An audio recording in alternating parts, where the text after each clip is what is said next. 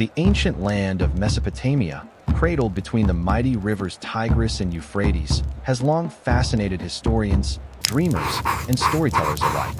It was here, in this fertile crescent of civilization, that some of humanity's earliest cities rose, where the hum of life intertwined with the whispers of the divine and the shadowy presence of the supernatural.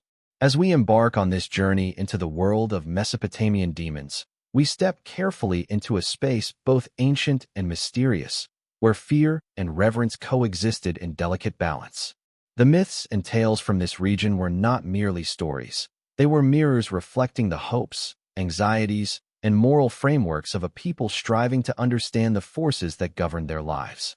Night after night, the Mesopotamians cast their eyes to the darkened skies and listened to the rustle of reeds along the riverbanks, imagining creatures that could slip between the seen and unseen worlds. In these tales, demons were far more than mere embodiments of evil. They were integral elements of a complex spiritual ecosystem. Some brought misfortune, disease, or death, while others acted as guardians, protecting households and individuals from the greater malevolence lurking beyond human comprehension.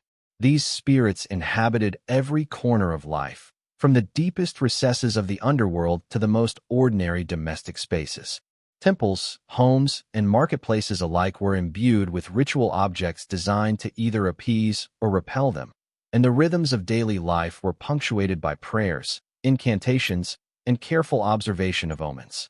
It is within this tapestry of belief and practice that we begin our exploration, moving slowly and gently into the shadows of Mesopotamia, allowing the imagination to drift between wonder and unease.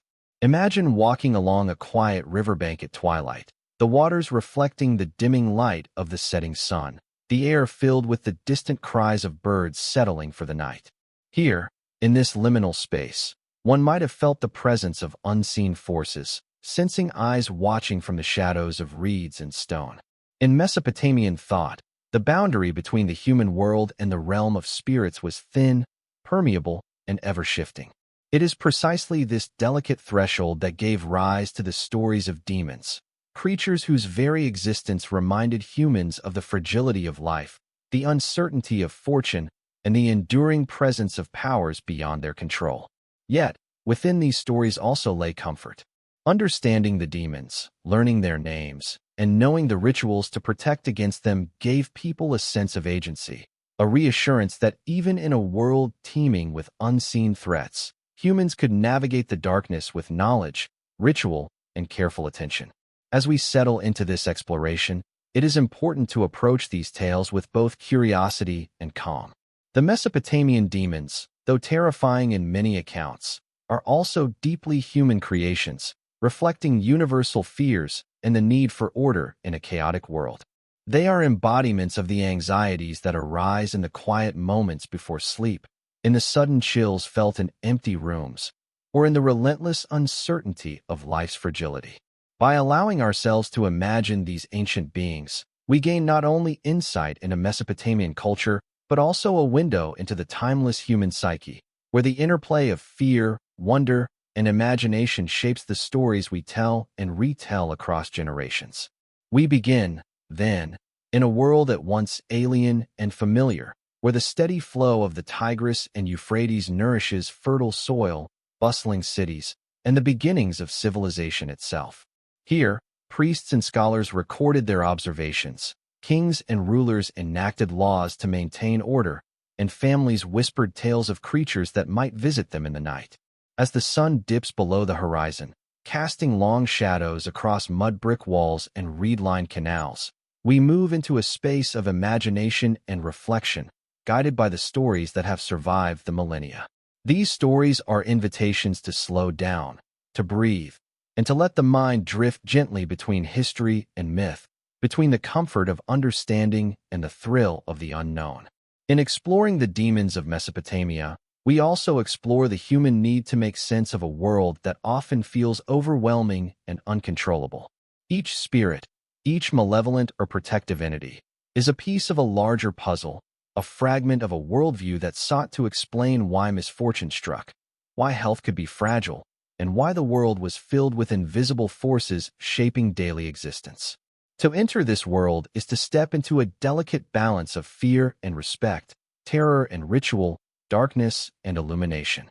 As we journey through the tales of Lamashtu, Pazuzu, and the many other figures that inhabit this rich mythological landscape, we allow ourselves to be carried not by panic, but by calm curiosity, letting each story unfold like a gentle river, winding through the landscapes of imagination and history alike. By the end of this exploration, the shadows of Mesopotamia will feel alive, yet not menacing. We will have walked among demons, glimpsed their forms, understood their purposes, and seen how humans interacted with them through rituals, prayers, and protective charms. In this process, the mind is invited to wander, to contemplate, and ultimately to rest, cushioned by the knowledge that these ancient fears were framed within a world of order, learning, and enduring human ingenuity. As night falls, and the imagination carries us through the alleys, temples, and riverbanks of Mesopotamia, we begin to realize that even in the presence of darkness, there is a strange serenity to be found, a rhythm to the stories, and a quiet reassurance that understanding brings calm. This is the gentle threshold we step through as we begin our journey. The shadows of Mesopotamia are not meant to frighten, but to guide, to illuminate, and to soothe. In letting the imagination merge with the echoes of an ancient civilization, we create a space where history, mythology, and relaxation intertwine. We are ready now to move deeper, to meet the spirits and demons of this remarkable world, allowing each tale to wash over the mind like a slow, steady current, carrying us further into the rich, immersive landscape of Mesopotamian mythology, where fear and wonder coexist in the soft glow of ancient memory. The narrative dwells on contrasts between visible and invisible outcomes, immediate action and long-term balance, engaging the listener's imagination slowly and meditatively while reinforcing themes of responsibility, precision, and deliberate control. Even amid grand, climactic trials, Thor demonstrates patience and adaptability. Imagine him observing the movement of giants, sensing the flow of elemental forces, and adjusting each motion of Mjolnir to respond effectively without unnecessary exertion. The story emphasizes rhythm and pacing, contrasting intensity with measured calm. Listeners are guided through sequences of strategy and action, absorbing the interplay between observation, adaptation, and execution in a soothing, reflective manner. Thor's companions, allies, and fellow gods also play subtle roles in these ultimate challenges. Imagine quiet coordination, careful glances, and soft exchanges of insight or strategy. Each interaction is deliberate, emphasizing harmony, collaboration, and mutual awareness. Mjolnir's presence reinforces Thor's role as both protector and leader, guiding not only his own actions, but also the rhythm of collective efforts.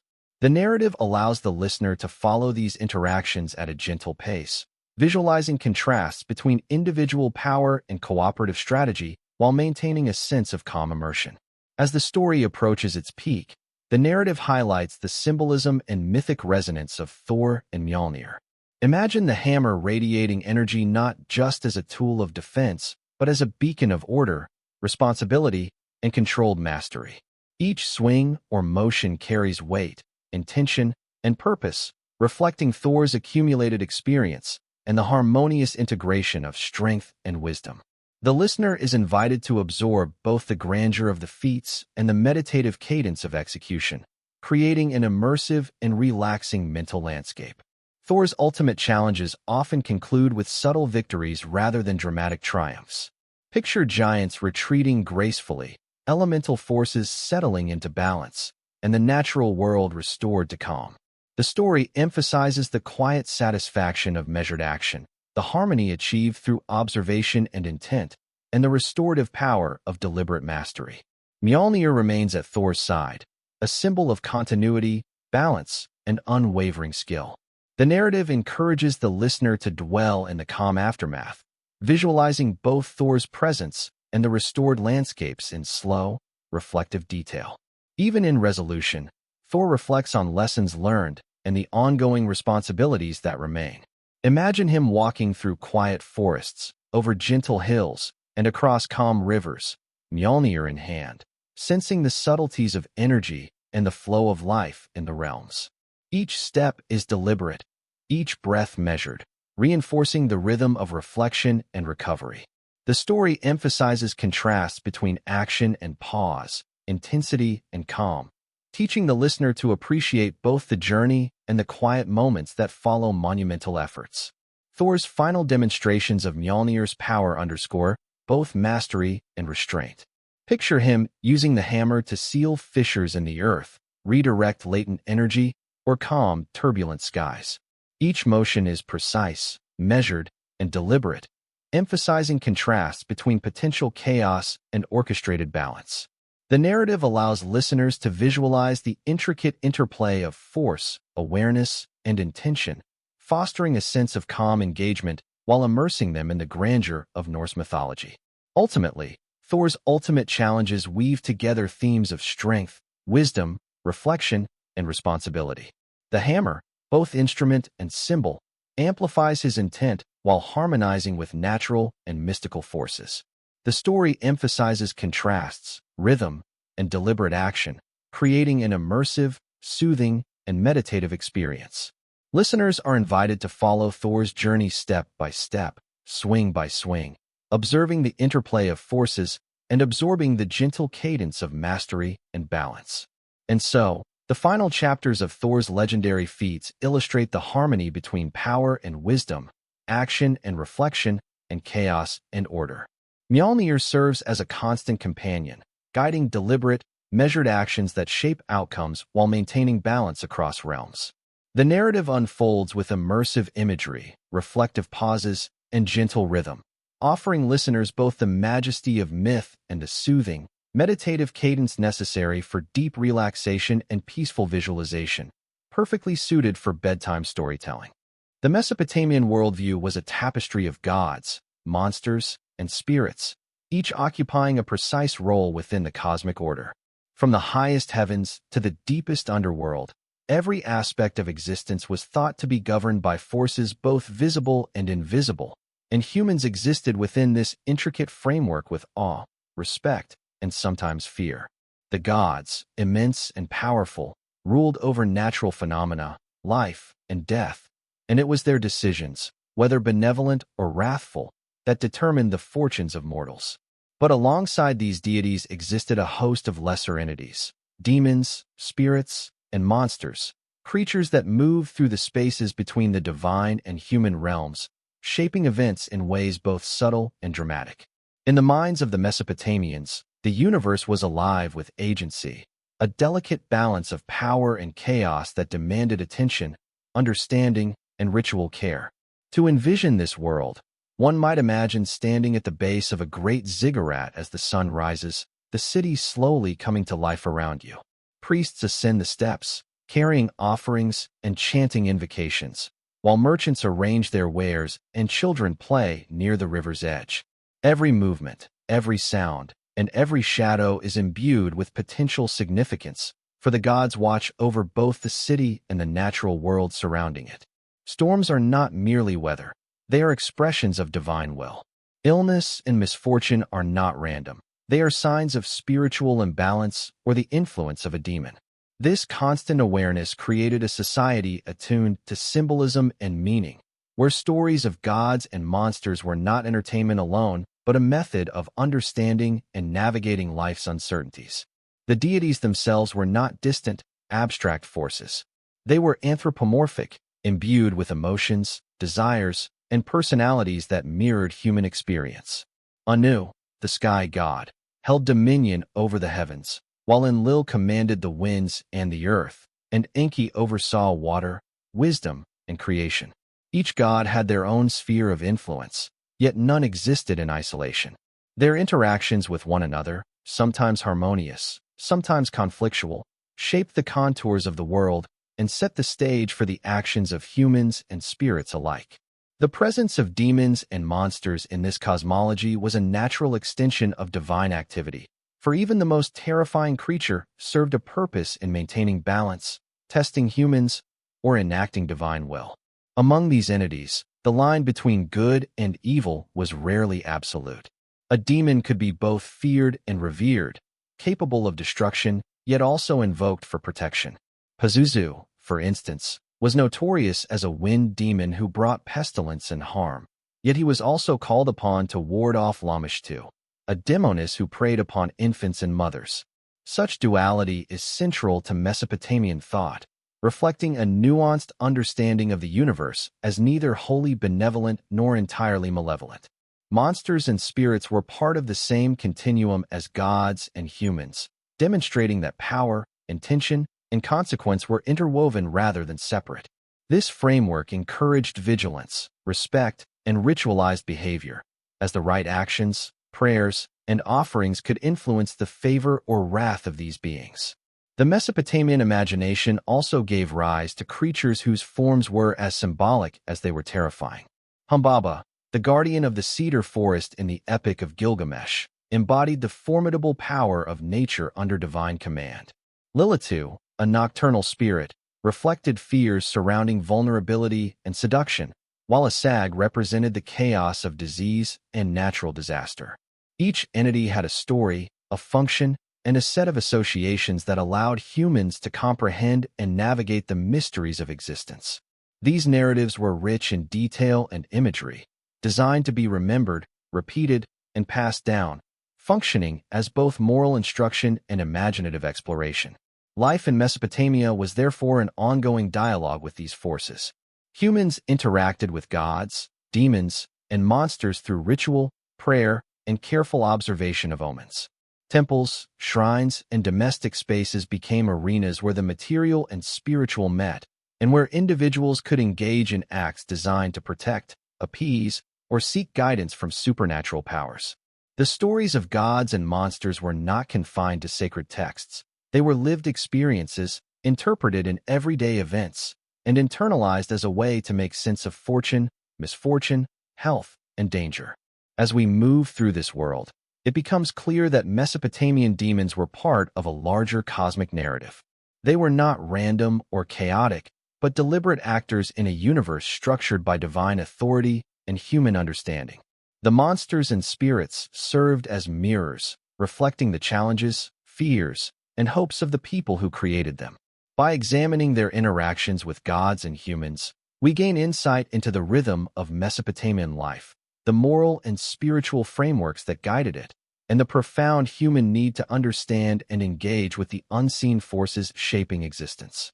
In this gentle exploration, we are invited to see the universe through Mesopotamian eyes, a world filled with power, mystery, and imagination, where gods and monsters coexist, and where humans navigate life with awareness, ritual, and reverence. Each story, each creature, and each divine action forms part of a vast, interconnected web, one that illuminates not only the fears of an ancient civilization, but also its creativity, resilience, and capacity for wonder. By allowing ourselves to wander slowly through this cosmic landscape, we cultivate a calm understanding of a world where the terrifying and the protective, the seen and unseen, exist in delicate balance, creating a rhythm that is as immersive as it is soothing. In Mesopotamian culture, the concept of a demon was both intricate and deeply rooted in the human experience of the unseen. Demons were not simply embodiments of evil. They were manifestations of forces that could influence the fortunes, health, and well-being of individuals and communities alike. These entities existed in a spectrum, ranging from the malevolent to the protective, and were often intertwined with the gods themselves, serving as agents of divine will or as autonomous spirits whose actions could shape the course of human events. To the people of Mesopotamia, the world was alive with such beings, and the boundaries between the mortal and the supernatural were fluid, ever-shifting, and delicately balanced. Understanding these demons required knowledge, vigilance, and ritual, an awareness that both terrified and reassured. The malevolent demons were feared for their capacity to cause harm, illness, and misfortune. Lamashtu, one of the most notorious figures, haunted the imaginations of parents and midwives alike, preying upon infants and mothers. A sag, associated with disease and natural disasters, embodied the unpredictability of life and the fragility of human health. These spirits were believed to inhabit the spaces between the familiar and the unknown, lurking at thresholds and shadows, and in the recesses of the home. Their presence could be subtle, sensed only through signs, omens, or inexplicable events, or it could be direct and overwhelming, prompting immediate ritual action. In these experiences, fear was not senseless. It was a measured response to forces that could not be controlled without knowledge and intervention. Yet not all demons were purely destructive. Many played protective roles, guarding individuals, households, and communities from greater threats. Pazuzu, though terrifying in appearance and associated with the winds that could bring disease, was also invoked to defend against Lamashtu, illustrating the duality inherent in Mesopotamian thought. Similarly, Apkallu figures, wise and semi-divine beings, were invoked to bring knowledge, protection, and balance to human endeavors. This duality underscores a fundamental principle, that power itself is neither inherently good nor evil, but contextually determined, shaped by intent, ritual, and understanding. By knowing the names, forms, and behaviors of demons, humans could navigate their influence, transforming fear into agency and chaos into manageable uncertainty. The perception of demons was inseparable from daily life. Families incorporated protective measures into the home, such as amulets, figurines, and inscriptions, each carefully chosen and positioned to counter specific threats. Priests and scholars maintained extensive knowledge of incantations, spells, and ritual procedures, ensuring that the proper measures were taken when danger arose. These practices reflect a sophisticated interplay between imagination, observation, and cultural understanding. By engaging with demons through ritual, the Mesopotamians acknowledged the realities of unpredictability while asserting a sense of control, creating a rhythm of life where fear and reassurance coexisted harmoniously. Demons also served as narrative tools, shaping the stories that imparted moral, social, and cultural lessons. Tales of encounters with malevolent spirits reminded individuals to act with caution, respect, and awareness of their surroundings, while stories of protective entities illustrated the benefits of proper conduct, piety, and adherence to social norms. Through these narratives, the intangible fears of daily life were given form, allowing communities to process anxiety, impart wisdom, and reinforce shared values. The act of storytelling, whether in homes, marketplaces, or temple precincts, became a means of education and reflection, blending entertainment with instruction in a manner that was both immersive and comforting. It is also important to recognize that Mesopotamian demons were deeply symbolic, representing both natural and psychological phenomena. Drought, disease, infertility, and misfortune could be interpreted as the work of a spirit, while protective measures and rituals mirrored the human desire to understand and influence these uncertainties. By personifying these forces, the Mesopotamians created a framework in which the unpredictable aspects of life could be engaged with thoughtfully and intentionally. Fear became a tool for awareness, imagination a mechanism for empathy, and ritual a means of fostering order in a world that was otherwise fluid and potentially chaotic. In contemplating these ancient beliefs, we begin to see the subtle balance that characterized Mesopotamian thought. Demons were never purely villains. They were part of an ecosystem of spiritual and cultural forces that structured human experience. They reminded people of mortality, vulnerability, and the limits of human power, while simultaneously offering avenues for protection, intervention, and understanding. In the quiet spaces of the home, the shadowed corners of the night, and the flowing waters of the Tigris and Euphrates, these entities were ever present, shaping life and imagination alike. By exploring their forms, functions, and meanings, we gain insight not only into the fears of an ancient civilization, but also into the universal human impulse to explain, navigate, and find reassurance in a world filled with unseen forces.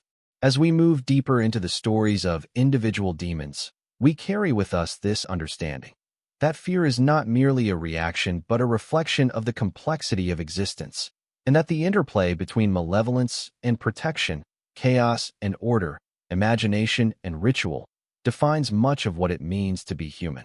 The Mesopotamian demons, in all their variety and depth, invite us to witness a world where the unseen is as influential as the seen, where every shadow carries meaning, and where understanding, even of the terrifying, brings calm, focus, and a gentle awareness of the rhythms of life long past, yet profoundly resonant.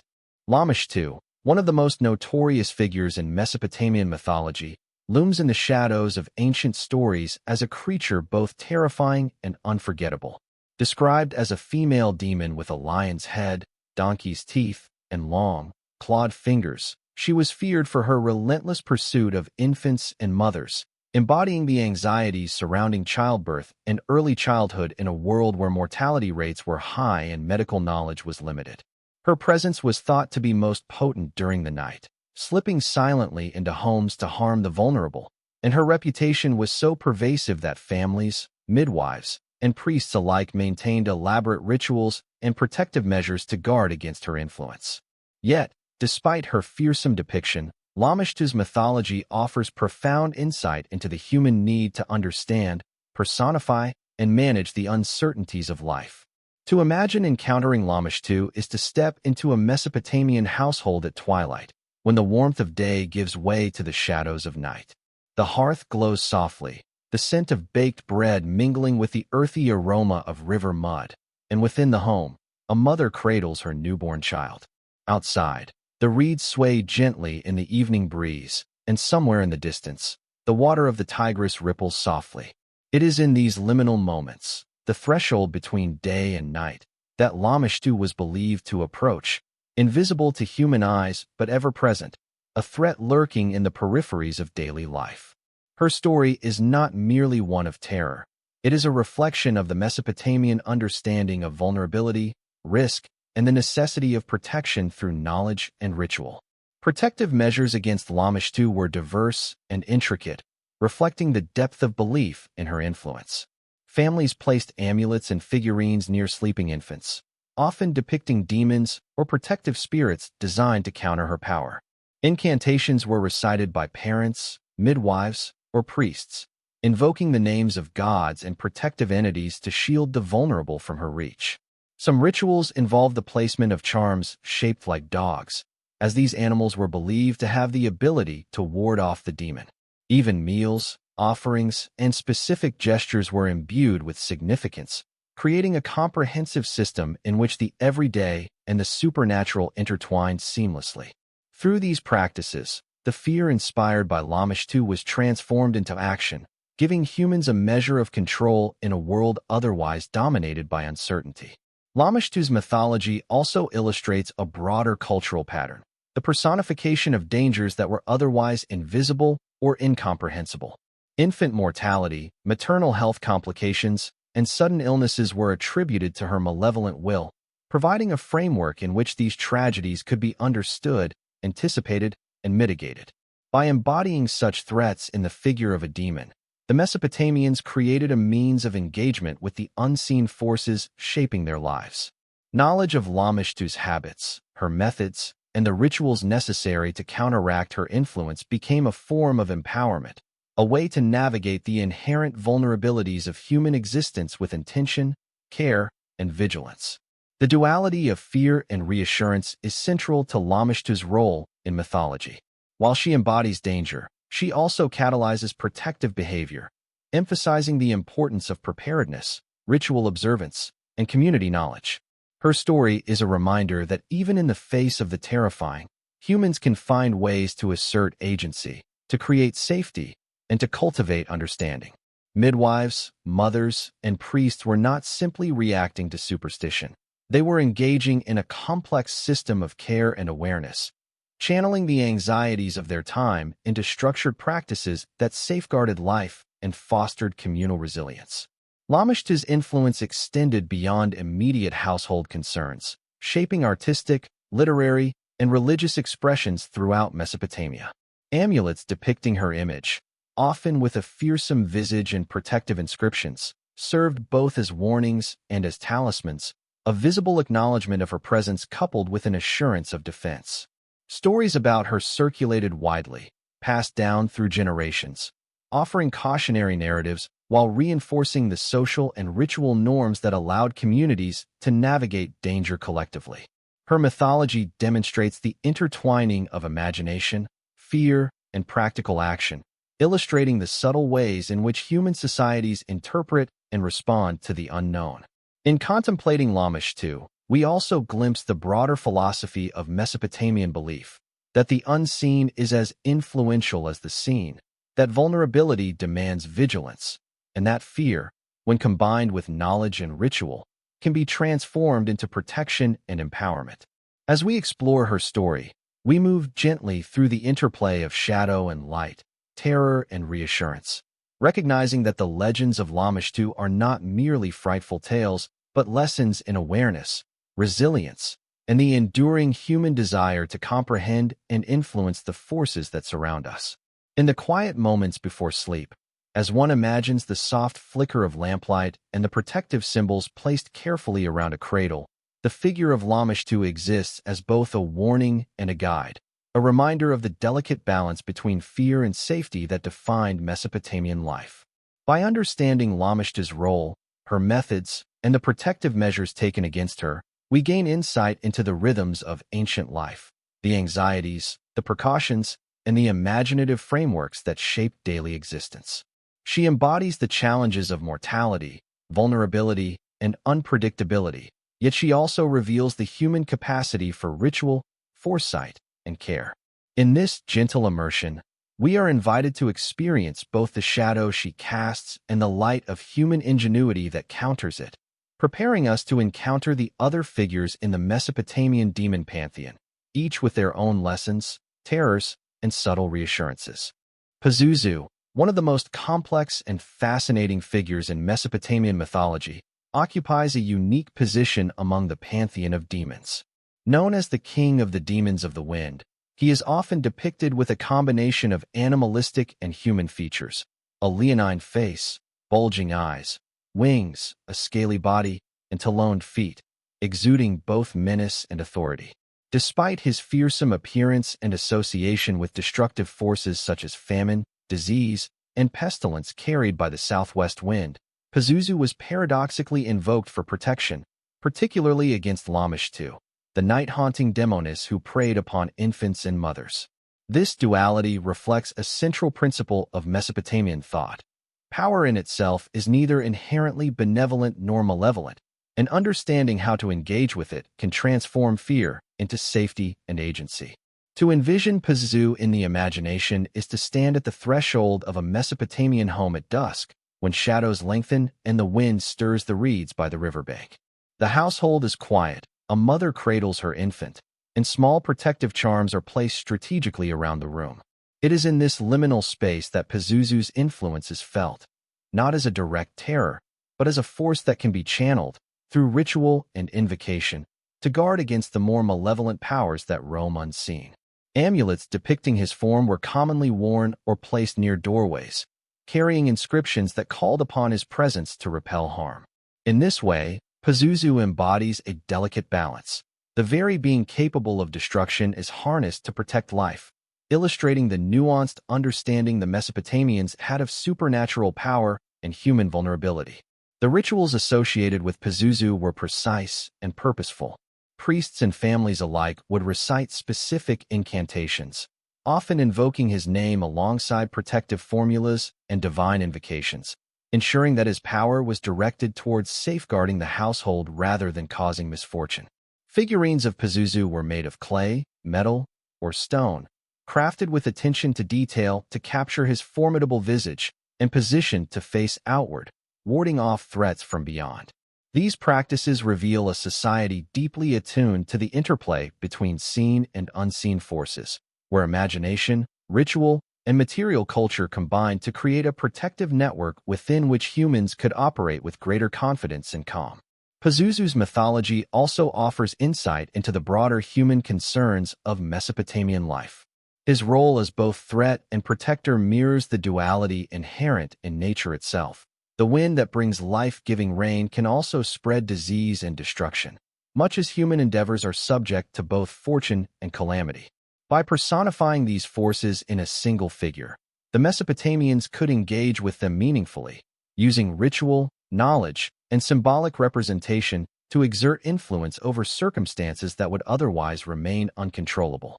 This conceptual framework provided not only practical protection, but also psychological reassurance, allowing individuals to face uncertainty with intentionality rather than despair. The stories of Pazuzu also illustrate the intricate relationships among demons, gods, and humans. While Lamashtu embodies immediate, personal danger, Pazuzu represents the intermediary, a force that mediates between malevolent entities and the vulnerable human world. His protective role underscores the complexity of Mesopotamian spiritual thought, in which the same being could inspire fear and serve as a source of salvation. This duality challenges simplistic notions of good and evil, revealing a worldview in which balance, knowledge, and ritual conduct determine the outcome of encounters with the supernatural. Beyond ritual and household protection, Pazuzu appeared in artistic and literary contexts, reinforcing his significance across multiple aspects of Mesopotamian life. Reliefs, amulets, and incantation texts carried his image and name, embedding him into the material culture of the civilization. His likeness served as a constant reminder of the thin line between danger and protection, of the power that could be summoned when humans understood and respected the forces surrounding them. In this way, Pazuzu is not merely a demon to be feared, but a complex symbol of interaction with the unseen, a bridge between terror and reassurance, between chaos and order. By contemplating Pazuzu, we also gain insight into the rhythms of Mesopotamian daily life, the attentiveness to detail, the integration of ritual into ordinary moments, and the profound awareness of vulnerability that guided human behavior. His presence, whether in the form of a figurine, an amulet, or a story, exemplifies the Mesopotamian capacity to negotiate with forces beyond comprehension, transforming potential threats into protective agents. As we imagine the wind rustling through the reeds, carrying both danger and salvation, we recognize the subtle mastery with which ancient people engaged with their world, harnessing the power of the terrifying to safeguard life, and finding calm in the structured knowledge of ritual and imagination. In the quiet contemplation of Pazuzu, we see a civilization attuned to the dualities of existence: fear and protection, chaos and control, threat and reassurance.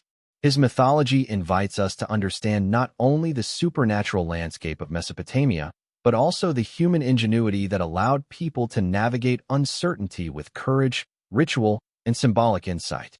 As we continue to explore the pantheon of Mesopotamian demons, Pazuzu's story serves as a reminder that even the most fearsome forces can be transformed into guardians, and that the imagination, when guided by knowledge and care, becomes a source of comfort as well as wonder.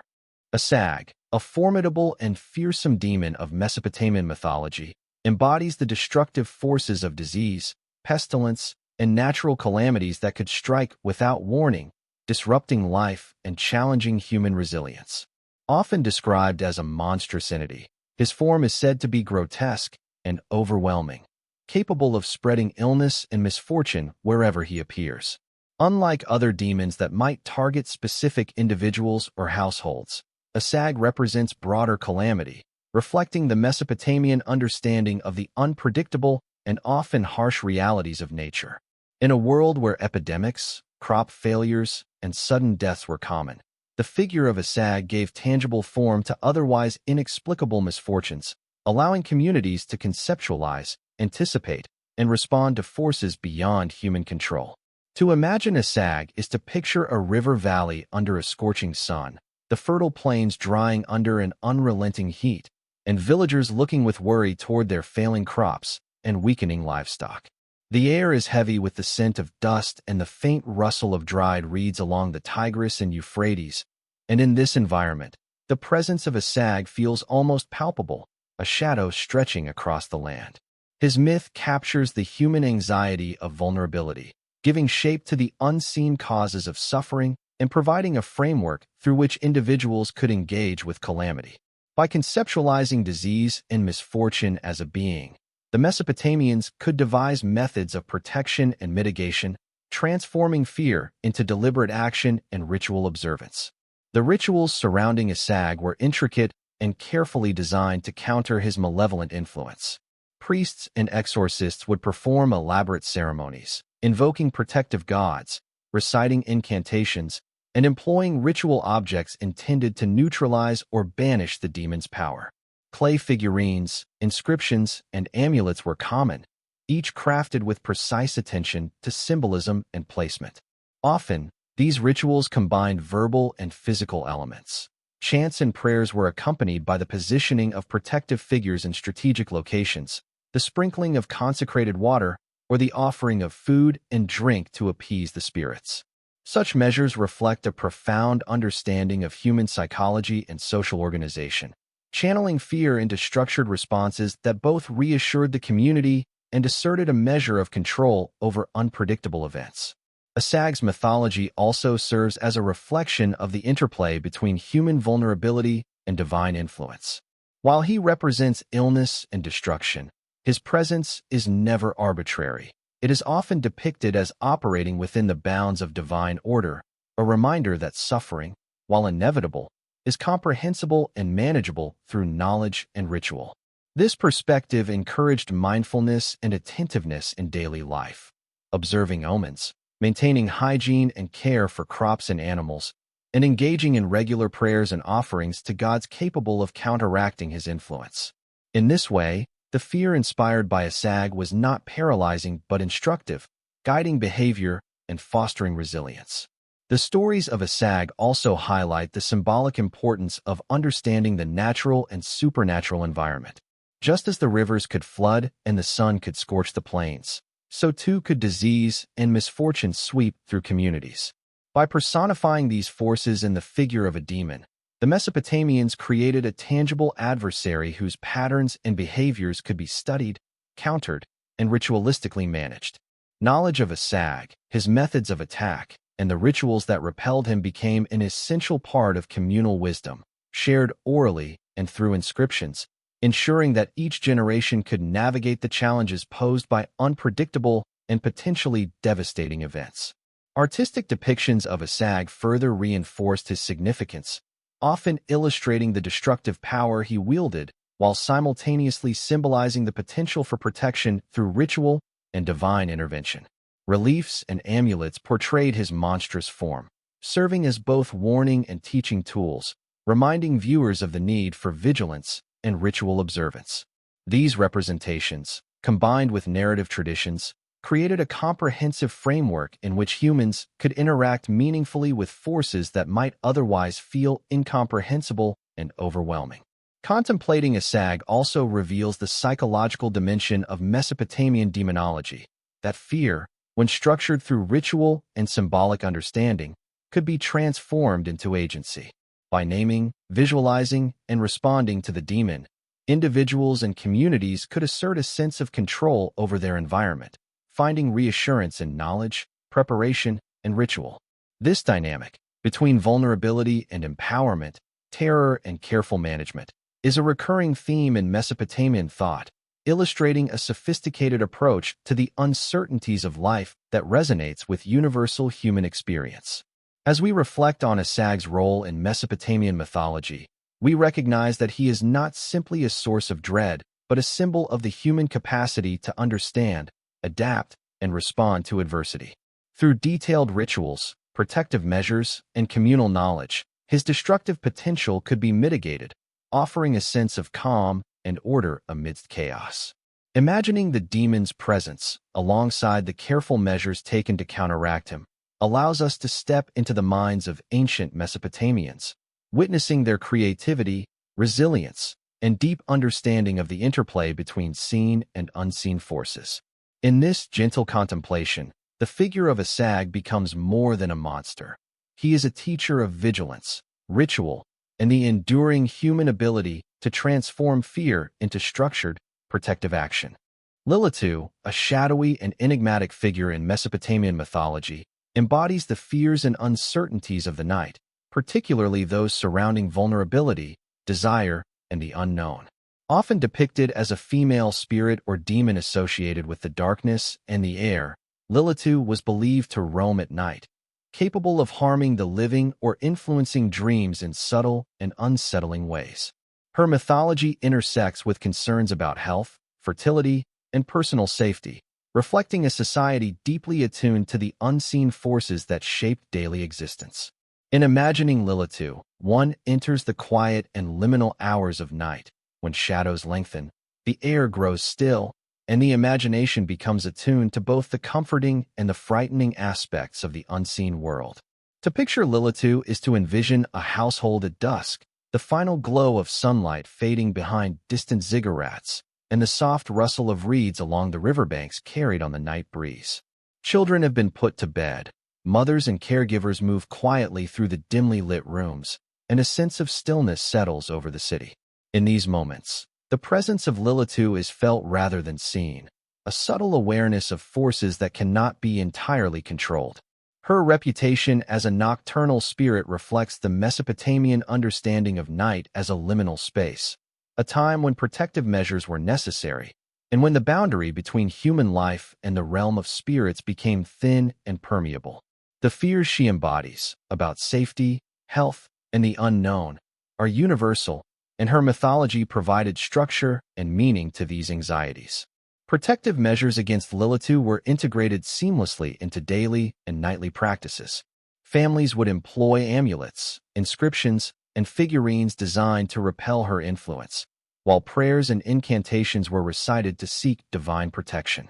Midwives and priests played crucial roles in guiding these practices, ensuring that homes and individuals were safeguarded against potential harm. The precautions taken against Lilitu illustrate the careful attention Mesopotamians paid to the unseen world, transforming anxiety into ritualized behavior that offered reassurance and control. By codifying responses to nocturnal threats, they created a rhythm of protection that allowed life to continue with greater calm, even in the presence of imagined dangers. Lilitu's mythology also speaks to the symbolic dimension of the night in Mesopotamian thought. Darkness was not merely an absence of light. It was a time of heightened possibility, when hidden forces could act upon the world, when dreams could be influenced, and when vulnerabilities were most exposed. By personifying these uncertainties in the figure of Lilitu, Mesopotamians were able to engage with them actively, using ritual, observation, and symbolic representation to mitigate risk and cultivate a sense of order. This approach reflects a sophisticated understanding of human psychology and social practice, in which fear is acknowledged, contained, and transformed through structured response. The stories of Lilitu also intersect with broader themes in Mesopotamian demonology, including the duality of danger and protection, chaos and control. While she embodies threat, her presence prompted vigilance and intentional action, reinforcing the importance of knowledge, ritual, and preparedness. Like other demons, she is both a challenge and a teacher, a reflection of the human need to navigate uncertainty with awareness and care. Her nocturnal nature emphasizes the importance of timing, perception, and the liminal spaces between wakefulness and sleep, between safety and exposure, reminding us that the unseen world is not a separate realm, but interwoven with everyday life. Artistic depictions of Lilitu, often stylized and evocative, reinforced her significance and provided a visual vocabulary for understanding and engagement. Figurines, amulets, and inscriptions allowed families and communities to represent her presence tangibly, providing both warning and protection. These objects were not mere superstition. They were active tools in a comprehensive system of ritualized response, combining imagination, belief, and practical action. Through such practices, the Mesopotamians could transform the threat she represented into a manageable, comprehensible aspect of life. In contemplating Lilitu, we witness the intricate interplay of fear, ritual, and human ingenuity. Her presence illustrates how the Mesopotamians navigated vulnerability and uncertainty, embedding protective measures into daily life, and using myth and symbolism to create psychological and practical reassurance. The quiet of night, once a source of apprehension, became a space where awareness, ritual, and imagination could coexist, allowing individuals to face darkness with confidence and calm. By exploring Lilitu's mythology, we gain insight into the broader framework of Mesopotamian belief, where demons, gods, and humans are entwined in a delicate balance, and where understanding and ritual transform the terrifying into the navigable, offering both reflection and gentle reassurance. Lilitu's story, like that of other demons, is a reminder that fear is not merely an obstacle but a guide, prompting attentiveness, preparation, and awareness. In the soft hush of the Mesopotamian night, she represents both the shadow that must be respected and the human capacity to respond thoughtfully and ritualistically to the unknown. In this gentle exploration, we begin to see the subtle artistry of Mesopotamian thought, where even the darkest forces serve to structure life, encourage care, and foster a sense of calm within a world rich with both seen and unseen influences. The Apkallu, revered as wise protectors and semi-divine guardians in Mesopotamian mythology, occupy a unique space between gods, humans, and demons.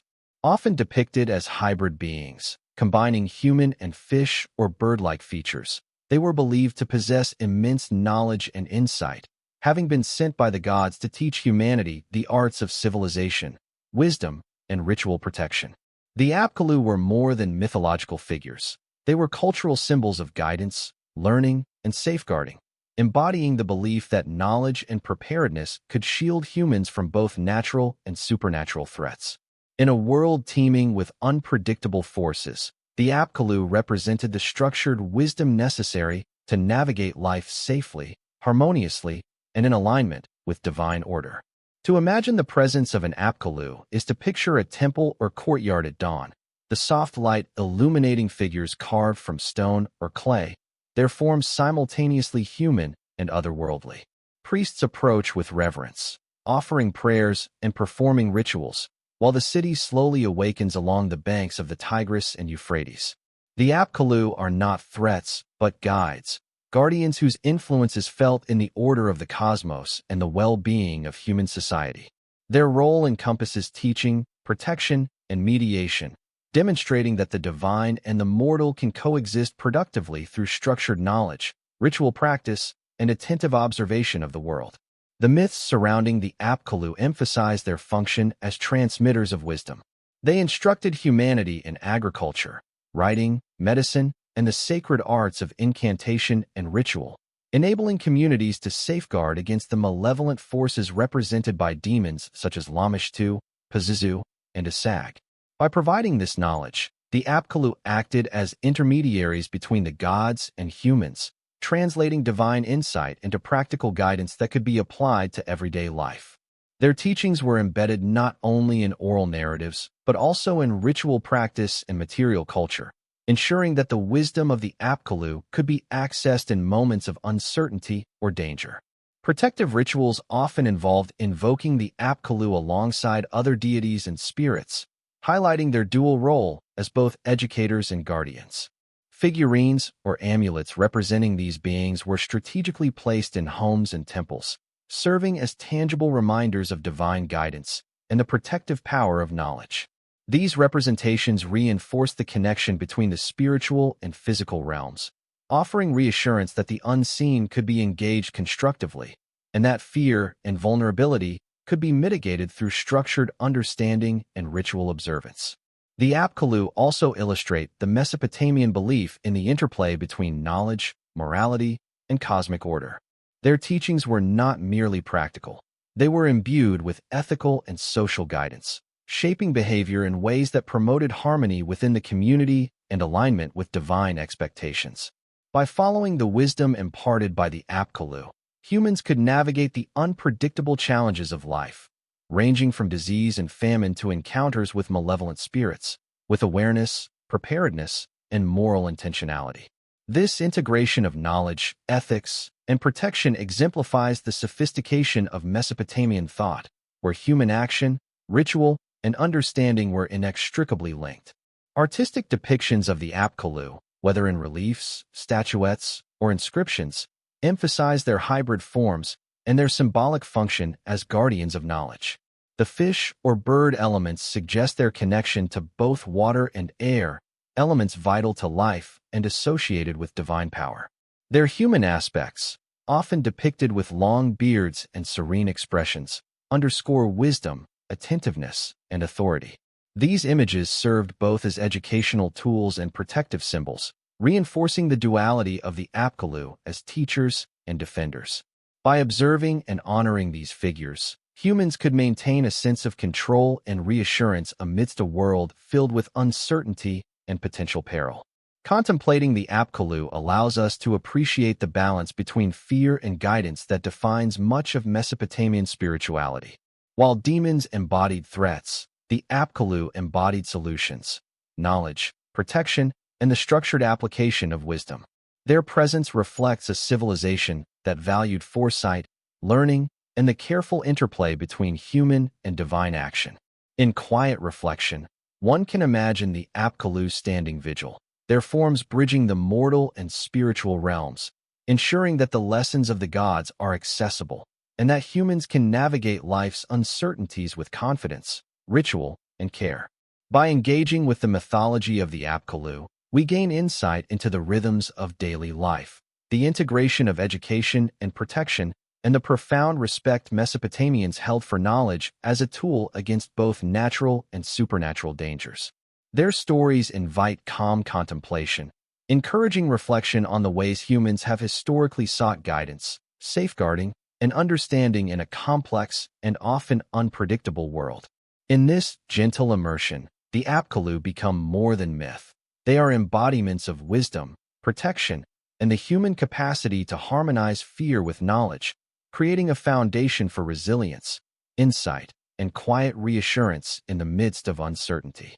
In Mesopotamian society, rituals and protective practices were woven seamlessly into daily life, reflecting a deep awareness of the unseen forces that shaped existence. From the moment of birth to the final rites of death, individuals and families engaged in acts designed to maintain harmony, avert misfortune, and invoke divine favor. These rituals were not mere formalities. They were essential practices that allowed humans to navigate a world populated by gods, demons, and spirits whose influence was considered immediate and tangible. By embedding ritual into the rhythms of everyday life, Mesopotamians created a culture in which fear could be managed, uncertainty mitigated, and the sacred integrated into the mundane. Imagine a household at dawn, the first light filtering through reed-thatched walls, while the mother prepares breakfast and children awaken. Before any work begins, small gestures are performed. Offerings of food or incense are placed at a shrine, prayers are whispered, and protective amulets are checked or positioned near doorways and windows. Every action carries significance, an acknowledgement of forces that could shape the day, whether in health, fortune, or safety. Even seemingly ordinary activities, sweeping the floor, fetching water from the river, tending animals, are infused with attentiveness, ensuring that the household is aligned with divine and spiritual expectations. In this way, ritual is both practical and symbolic, a means of structuring life while honoring the unseen. Protective practices were diverse, ranging from amulets and figurines to complex incantations and ceremonial procedures performed by priests or knowledgeable household members. Amulets often bore inscriptions invoking gods or semi-divine beings such as the Apkallu, or depicted powerful demons like Pazuzu to counter malevolent influences. Figurines representing protective spirits were carefully placed in strategic locations, guarding sleeping children, doorways, and thresholds. Incantations and prayers were tailored to specific threats. A chant might be recited to repel Lamashtu from a newborn, while another ritual might seek to alleviate illness attributed to a sag. These measures demonstrate a sophisticated understanding of cause and effect, symbolism, and the practical use of imagination to structure human experience. Rituals were not only defensive but also proactive, designed to cultivate favor, ensure fertility, and promote prosperity. Seasonal festivals celebrated planting and harvest cycles, invoking divine blessings for crops and livestock.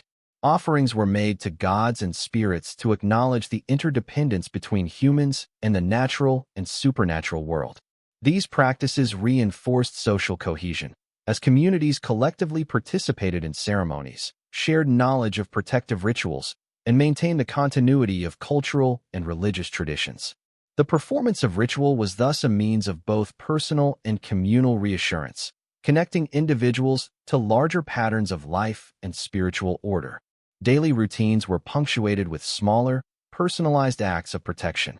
Mothers recited prayers as they swaddled their infants. Merchants touched amulets before opening stalls, and travelers invoked divine protection before crossing rivers or venturing into the wilderness.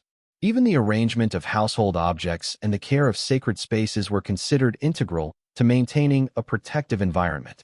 These practices reveal a profound attentiveness to the interplay between physical and spiritual realms, illustrating how Mesopotamians integrated imagination, observation, and ritual action into the fabric of daily life. The efficacy of these rituals relied heavily on knowledge, precision, and repetition. Priests and temple scribes maintained extensive collections of incantations, spells, and procedural texts to ensure that rituals were performed correctly and effectively. Education in these practices was highly valued, passing from generation to generation, ensuring continuity and stability. Families were encouraged to participate in and observe protective actions, fostering a shared understanding of the supernatural landscape and reinforcing cultural identity and social cohesion.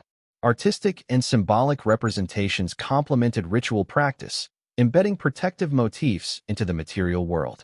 Reliefs, inscriptions, and figurines depicted demons, protective spirits, and divine beings, serving as visual reminders of the omnipresence of both danger and guardianship. By combining tangible objects with spoken incantations and ritual gestures, Mesopotamians created a comprehensive system for managing uncertainty, blending imagination, belief, and practical action into a cohesive approach to life. Through these daily rituals and protective practices, fear and vulnerability were transformed into awareness, intentionality, and empowerment. The Mesopotamians understood that the unseen could never be entirely eliminated, but its influence could be moderated through knowledge, preparation, and ritual observance. In engaging with these practices, individuals cultivated calm, resilience, and a sense of order, navigating a complex world with confidence and care. In quiet reflection, one can imagine the subtle rhythms of daily life. The whispered prayers, the placement of amulets, the careful attention to the household and its inhabitants, all forming a delicate dance between the human and the supernatural.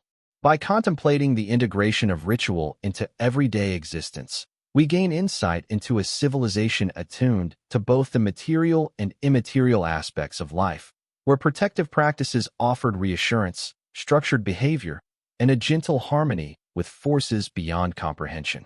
In this immersive exploration, we witness how the Mesopotamians transformed fear into structured action and the unknown into an opportunity for vigilance, learning, and calm engagement with the world. In Mesopotamian culture, dreams and omens were considered vital channels through which the gods, demons, and spirits communicated with humans. The night was not merely a time of rest.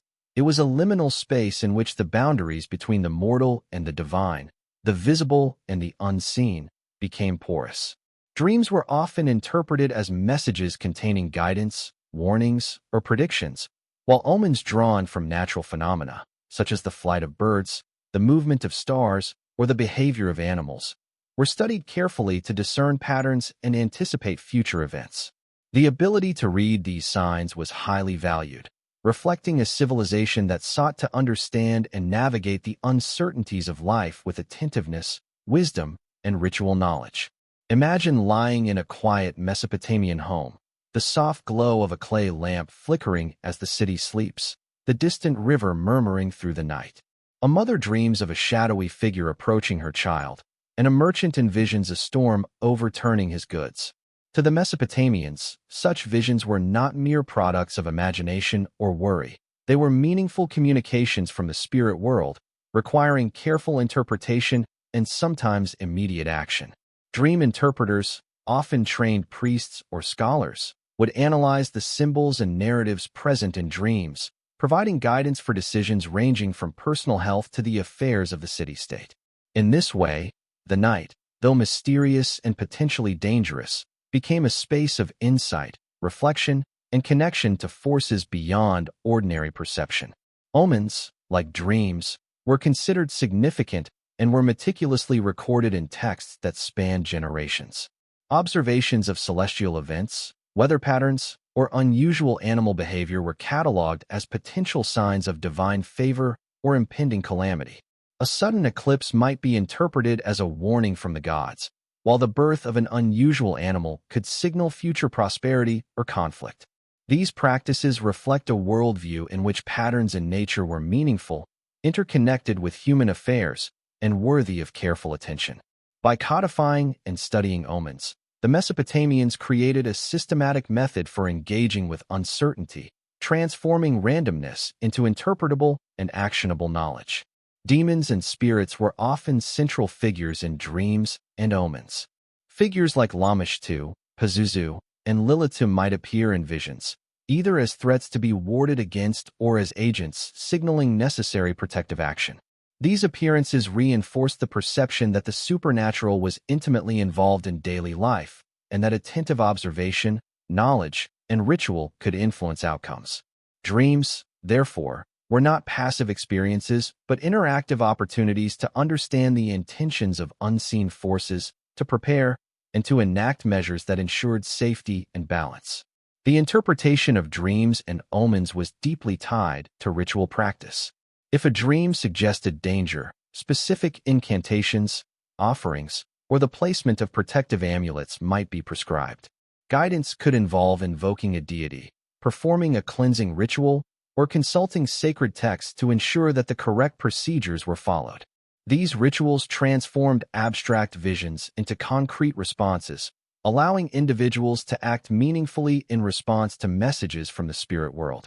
In doing so, they cultivated a sense of agency and calm, counterbalancing the anxieties elicited by mysterious or ominous signs. This attention to dreams and omens also reflects the Mesopotamian emphasis on observation, reflection, and interpretation. The world was alive with patterns, meanings, and messages, and humans were encouraged to cultivate sensitivity to these signals. In recognizing the interplay between seen and unseen, day and night, action and reflection, the Mesopotamians created a rhythm of life in which vigilance and contemplation worked hand in hand. Knowledge of dream symbolism, celestial events, and natural phenomena became tools for navigating life with foresight, awareness, and reassurance. Artistic and textual records of dreams and omens further reinforced their significance. Clay tablets, inscriptions, and literary compositions preserved the observations, interpretations, and prescribed actions, creating a tangible repository of knowledge accessible to scholars, priests, and future generations. These records allowed the experiences of one individual to inform and guide the actions of many, fostering communal understanding and continuity. They also served as reminders that the unseen world was not random or chaotic, but structured, meaningful, and approachable through careful study and ritual engagement.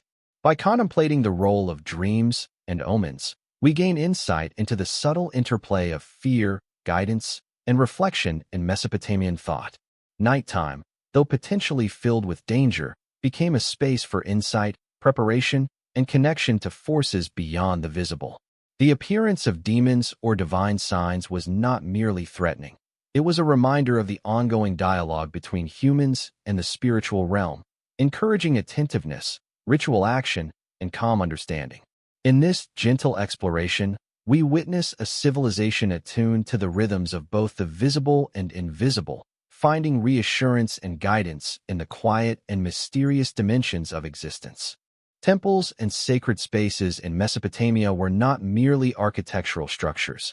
They were living gateways between the human and divine realms, places where the seen and unseen intertwined seamlessly. These spaces embodied the belief that gods, spirits, and demons could be accessed, appeased, or negotiated with through ritual, presence, and attentiveness. A temple was a center of spiritual, social, and cultural life, where ordinary citizens, priests, and rulers alike engaged in ceremonies designed to maintain cosmic balance, invoke protection, and ensure prosperity. By entering a sacred space, one symbolically and physically stepped into a liminal zone, where the boundaries between mortal and supernatural influence became porous, and where care, knowledge, and ritual guided human interaction with unseen forces. Imagine approaching a towering ziggurat at dawn, its stepped terraces catching the first light of the rising sun, the scent of offerings and incense mingling with the river breeze. Priests in ceremonial robes move gracefully through courtyards and shrines, carrying bowls of oil, water, and grain, while worshippers pause at threshold gates to bow or offer small gifts. The temple is alive with ritualized movement, soft chants, and the resonant echo of incantations that reach toward both heaven and earth. In these sacred spaces, the power of gods and protective spirits is tangible, and the presence of demons, whether malevolent or protective, is acknowledged, engaged, and negotiated. Temples functioned as both shelters and arenas for interaction with forces that shape daily life, offering both reassurance and instruction to all who entered. Sacred spaces were carefully designed to reflect cosmological and spiritual principles. Altars, sanctuaries, and shrines were arranged to honor specific deities, semi-divine figures like the Apkallu, and protective spirits such as Pazuzu. Reliefs, statues, and inscriptions adorned walls and courtyards, depicting scenes of divine triumph, cosmic balance, and ritual practice. Each element served not merely as decoration but as a conduit for engagement with spiritual forces, a reminder of both potential danger and the mechanisms available for protection and harmony. By embedding meaning into every aspect of architecture and art, Mesopotamians created a tangible, immersive environment in which spiritual awareness and ritual precision guided behavior, focus, and intention. Rituals performed within temples ranged from daily offerings and prayers to elaborate seasonal festivals and ceremonies marking life transitions such as birth, marriage, and death. Priests acted as intermediaries, interpreting omens, performing incantations, and guiding worshippers in the precise performance of rites that ensured protection, divine favor, and the alignment of human activity with cosmic order. Sacred spaces were also centers of education and preservation, housing clay tablets, inscriptions, and texts detailing myths, protective rituals, and knowledge passed down from generations. In this way, temples were repositories of collective wisdom, combining spiritual authority with practical guidance for navigating life's uncertainties. Protective practices within these spaces often involved deliberate acknowledgement of both beneficial and malevolent forces. Demons, such as Lamashtu and Lilitu, were represented in amulets or reliefs, not to glorify them, but to recognize their existence and ensure appropriate rituals were performed to mitigate their influence. Conversely, protective spirits like the Apkallu or invoked manifestations of gods provided reassurance that human efforts, ritual knowledge, and divine engagement could counteract danger. These dualities, threat and protection, fear and reassurance, were central to the spatial, visual, and functional design of sacred areas, creating an environment where humans could interact with both the terrifying and the protective aspects of the spiritual realm. Entering a temple, then, was both an act of devotion and an act of empowerment. It required awareness, attentiveness, and understanding of the complex interplay between humans and the unseen world. Through repeated engagement, worshippers internalized the rhythms of ritual, the logic of protective practices, and the lessons of mythology, transforming anxiety into calm, structured awareness. In doing so, sacred spaces fostered both spiritual insight and psychological reassurance, allowing individuals and communities to navigate uncertainty with intention and confidence. Artistic and architectural elements further reinforced this experience. Reliefs depicting gods subduing demons, inscriptions detailing protective incantations, and symbolic motifs in stone and clay reminded visitors of the duality of danger and safeguard, the interdependence of ritual and observation, and the ongoing dialogue between the mortal and supernatural realms. The temple thus functioned as a living map of cosmic order, a place where humans could learn, reflect, and act in accordance with principles that ensured both protection and harmony. By contemplating temples and sacred spaces as gateways between worlds, we gain insight into the sophistication of Mesopotamian civilization, a society attuned to the delicate balance between fear and protection, chaos and control, mortal limitations and divine power. In these immersive spaces, humans could encounter the unknown not with helplessness, but with structured engagement, ritual, and reverence. The temple offered calm, reassurance, and a tangible connection to forces both terrifying and protective, guiding daily life and shaping a worldview in which the unseen was acknowledged, respected, and harmoniously integrated into the rhythms of existence. Amulets, figurines, and other protective objects were central to the daily spiritual and practical life of the Mesopotamians, serving as tangible tools for engaging with both benevolent and malevolent forces. These objects were not mere ornaments. They were imbued with ritual significance, inscriptions, and symbolic representations designed to guard against harm, attract divine favor, and maintain balance between humans and the supernatural world. From infants to travelers, merchants to farmers, people of all ages and occupations relied on such objects as constant companions, believing that they could influence events, provide reassurance, and mediate the unseen dangers that surrounded them. In this way, material culture became inseparable from spiritual awareness, transforming ordinary spaces into realms of subtle protection and conscious engagement with the divine and demonic. Imagine a household at twilight, the warm glow of the hearth casting soft shadows across walls adorned with small figurines and amulets. A mother gently positions a tiny clay figure near her infant's cradle, whispering a protective prayer, while a merchant checks the placement of an amulet around his neck before closing his shop. Each object is carefully chosen for its symbolic potency. A figurine of Pazuzu might ward off Lamashtu, while inscriptions invoking protective deities or semi-divine beings like the Apkallu reinforce both ritual and cognitive reassurance. These practices illustrate the Mesopotamian understanding that safety was not merely the absence of danger, but an active engagement with forces that could influence everyday life, a belief in the transformative power of symbolic objects when combined with knowledge and ritual observance. Amulets were often made of clay, stone, metal, or even semi-precious materials, each crafted with attention to detail to ensure efficacy. Their forms varied widely, ranging from depictions of protective demons and divine figures to abstract shapes inscribed with magical texts. Some amulets were worn as jewelry, while others were placed in homes, stables, or boats, strategically positioned to guard key points of vulnerability. The inscriptions often included prayers, divine names, or ritual formulas, activating the protective power of the object and connecting the user directly to divine authority. Through these tangible instruments, Mesopotamians could assert agency over circumstances that might otherwise feel unpredictable, grounding their spiritual practices in the material world. Figurines served a similarly significant role, often representing demons, spirits, or protective deities. Small statues of Pazuzu, Lulul, or other semi-divine beings were carefully placed near beds, doorways, and thresholds, creating a spiritual perimeter that reinforced both security and awareness.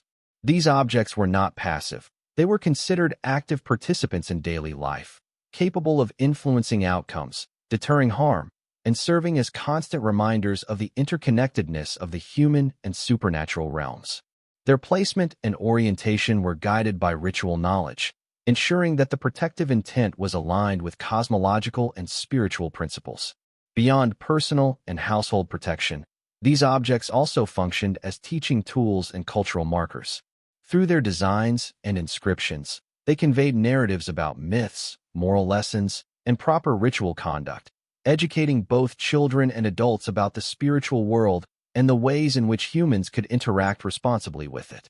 Amulets and figurines embodied a living tradition, combining artistry, spirituality, and practical guidance in ways that reinforced communal understanding and continuity. By observing and interacting with these objects, individuals internalized patterns of behavior, ritual practice, and awareness that guided both daily life and extraordinary circumstances.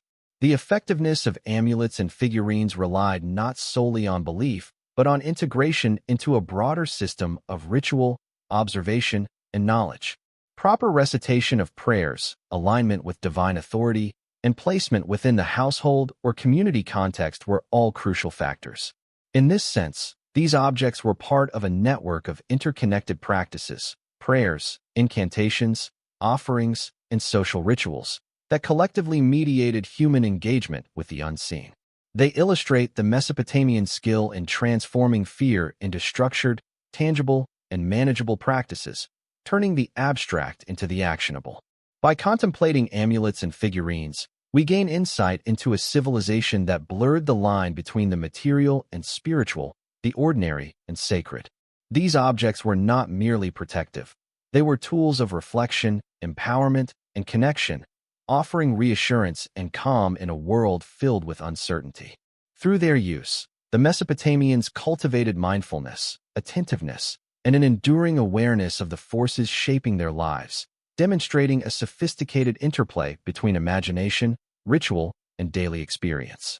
In the soft glow of evening, as protective objects surround a household, one can sense the quiet harmony of human effort and spiritual engagement, a testament to the ingenuity and care embedded in Mesopotamian culture.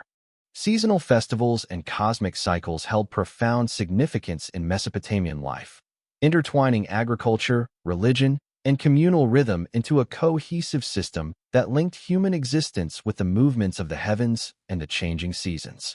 These celebrations were not merely social gatherings or expressions of devotion. They were ritualized acknowledgments of the cosmic order, designed to ensure fertility, prosperity, and the continued favor of gods and protective spirits. By observing and participating in these cycles, Mesopotamians cultivated an awareness of natural and supernatural patterns, grounding daily life in rhythms that balanced human activity with divine expectation. Festivals marked transitions in time, planting and harvest, solstices and equinoxes, and served as communal touchpoints for reflection, preparation, and ritualized engagement with both the visible and unseen worlds. Imagine a fertile river valley during the spring planting season, reeds rustling along the Tigris and Euphrates as farmers gather to sow their fields. Priests perform ceremonies atop ziggurats, offering prayers and libations to ensure the blessings of fertility gods and semi-divine guardians like the Apkallu. Music, chanting, and ritual processions accompany the sowing, while symbolic objects, figurines, and amulets are distributed or positioned in fields and homes to protect crops from pestilence, drought, and malevolent spirits. In this integration of agricultural labor and sacred observance, human effort is aligned with divine and cosmic rhythms, transforming work into an act of devotion and ensuring that physical toil is reinforced by spiritual care. Festivals and rituals also marked celestial events, reflecting the Mesopotamian awareness of cosmic cycles and their influence on terrestrial life. The rising of specific stars, the phases of the moon, and eclipses were interpreted as messages from the divine, guiding agricultural, civic, and religious activities. Seasonal festivals provided structured opportunities to act in harmony with these celestial patterns, reinforcing a sense of order and continuity while integrating the community into a shared cosmological framework. Through these observances, Mesopotamians experienced both the grandeur and predictability of the cosmos, cultivating reassurance, attentiveness, and respect for forces beyond human control. Protective and purificatory elements were also central to these seasonal festivals. Ceremonies often included the expulsion of demons and the cleansing of spaces and people, ensuring that malevolent influences such as Lamashtu, Asag, or Lilitu could not disrupt communal prosperity or personal well-being. Figurines, amulets, and ritual inscriptions were positioned or renewed, incantations were recited, and offerings were made to secure divine favor. In this way, festivals functioned as both celebration and safeguard, integrating joy, devotion, and protection into communal experience. By participating in these practices, individuals could feel attuned to the natural, social, and spiritual order, fostering calm, connection, and resilience. The narratives associated with these festivals also reinforced moral, social, and cultural lessons. Myths were recited, reenacted, or symbolically represented, connecting agricultural and cosmic cycles to stories of gods, demons, and semi-divine beings. Through these stories, participants learned about the balance of forces in the universe, the consequences of neglecting ritual or duty, and the importance of aligning human action with divine expectation. In this blending of myth, ritual, and seasonal observation, education, reflection, and reassurance were seamlessly intertwined, creating a holistic experience that shaped both personal and communal consciousness. Artistic and architectural elements played a complementary role in seasonal festivals. Reliefs, statues, and ceremonial objects depicted the cycle of life, the triumph of divine forces over chaos, and the protective power of semi-divine and spiritual beings. These visual reminders reinforced the lessons and intentions of the rituals, embedding knowledge and guidance into both public and private spaces. By combining storytelling, ritual, and symbolism, Mesopotamians created an immersive and multisensory engagement with cosmic and natural order, transforming observation into action and fear of uncertainty into structured, collective reassurance. By contemplating seasonal festivals and cosmic cycles, we gain insight into a civilization attuned to the interdependence of human activity, divine influence, and natural patterns. The rhythms of the year provided structure, protection, and reflection, fostering a sense of continuity, control, and calm in a world influenced by unpredictable forces. These celebrations remind us that awareness of the cycles around us, cosmic, seasonal, and social, can transform vulnerability into preparedness, uncertainty into attentiveness, and ritual into reassurance. In the gentle unfolding of these festivals, Mesopotamians experienced the harmonious integration of life, myth, and protection, offering enduring lessons on the balance between human effort and the unseen rhythms that shape existence. In Mesopotamian daily life, the interplay between fear and protection was a constant, subtle presence, shaping the rhythms of thought, action, and ritual. Fear was not considered an obstacle to be ignored or denied. Rather, it was recognized as a natural response to a world filled with unpredictable forces, from disease and famine to malevolent spirits and cosmic events. Protection, in turn, was cultivated through ritual, knowledge, and tangible objects such as amulets, figurines, and inscriptions. This duality, of recognizing danger while actively mitigating it, was central to the Mesopotamian worldview, reflecting a sophisticated understanding of human psychology, communal responsibility, and spiritual engagement. By acknowledging fear and pairing it with deliberate protective measures, individuals could navigate uncertainty with intention, calm, and resilience. Imagine a household at dusk, the sky dimming over the Tigris, shadows stretching across reed-thatched walls, and the soft murmur of the river in the distance. A mother gently positions a figurine of Pazuzu near her infant's cradle, whispering a protective chant, while a farmer checks the alignment of amulets in his fields, ensuring that protective inscriptions face the correct cardinal direction. These seemingly small gestures are acts of conscious engagement with unseen forces, embodying the principle that fear can guide attentiveness, ritual precision, and careful observation. In recognizing potential threats, from demons like Lamashtu and Lamashtu to natural calamities, Mesopotamians transformed anxiety into purposeful action, grounding spiritual practice in daily routines and material culture. The duality of fear and protection extended beyond individual households into the community. Priests and temple officials conducted public rituals that reinforced collective security, purifying spaces, invoking divine guardians, and interpreting omens for communal guidance. Seasonal festivals, cosmic observations, and communal offerings ensured that both protective and malevolent forces were acknowledged and addressed at a societal level.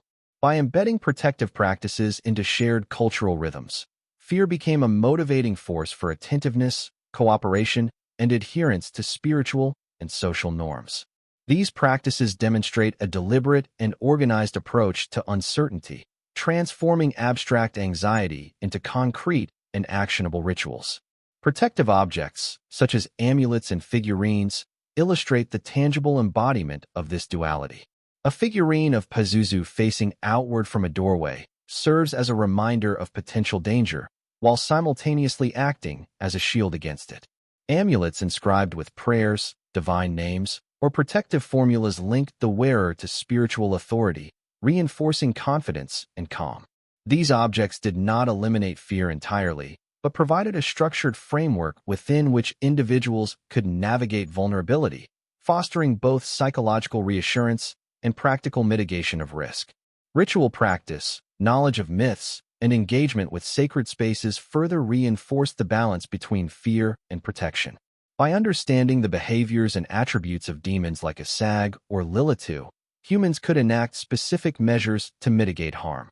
Knowledge of divine guardians, such as the Apkallu, or protective spirits like Pazuzu, allowed fear to be channeled into rituals of safety and precaution. This careful interplay between cognition, ritual, and symbolic action reflects a culture in which awareness of danger and engagement with protection were inseparable, forming a continuous cycle that informed daily decisions and long-term planning. The duality of fear and protection also shaped the ethical and social dimensions of life. Vigilance against malevolent forces encouraged care for children, the sick, and the community, reinforcing bonds of responsibility and attentiveness. Observing rituals, maintaining sacred spaces, and performing protective measures cultivated discipline, mindfulness, and a sense of moral alignment with divine expectations. In this sense, fear was a teacher as much as it was a response, prompting behaviors that sustained life, health, and social cohesion.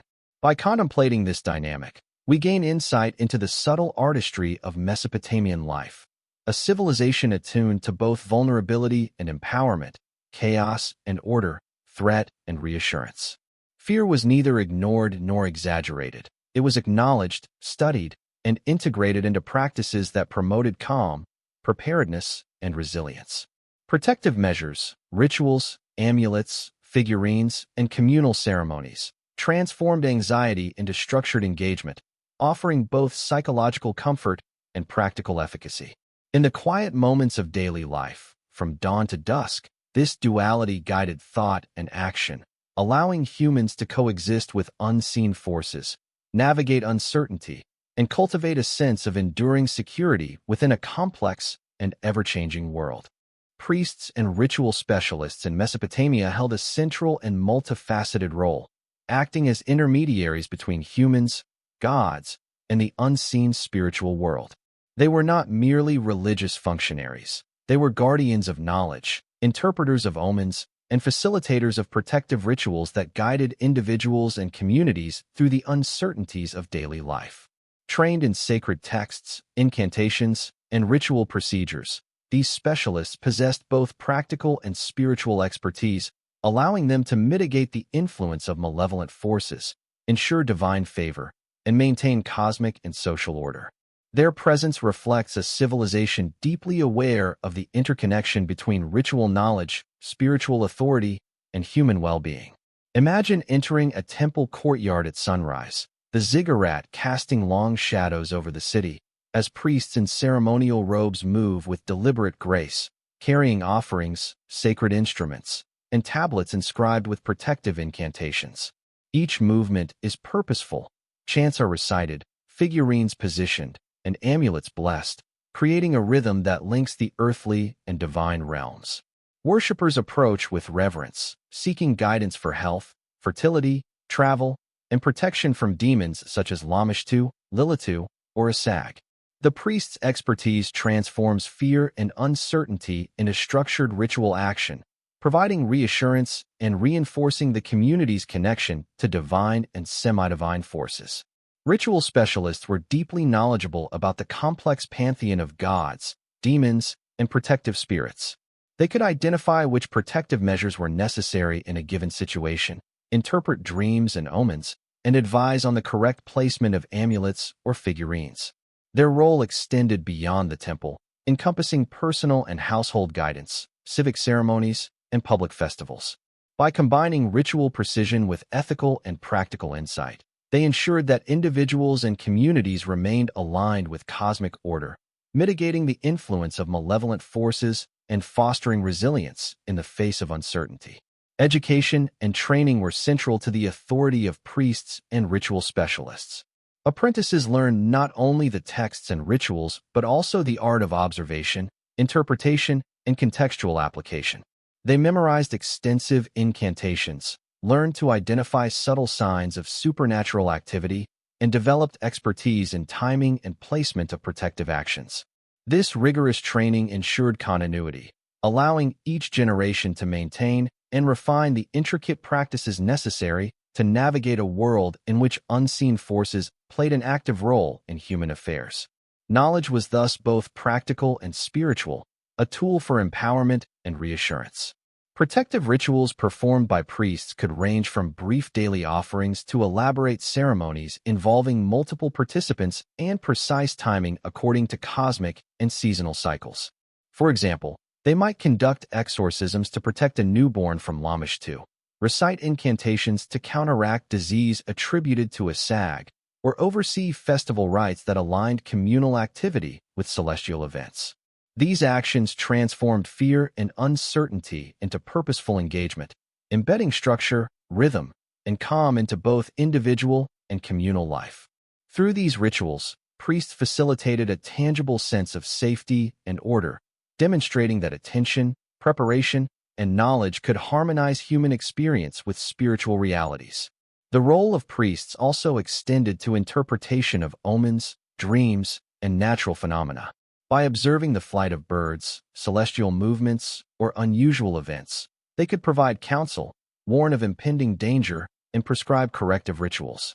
This interpretive function positioned them as vital mediators, translating the messages of the divine and supernatural into actionable guidance.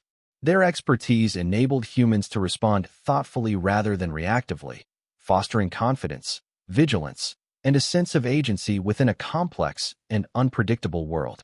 By contemplating the role of priests and ritual specialists, we witness the delicate balance between human vulnerability and spiritual empowerment in Mesopotamian culture.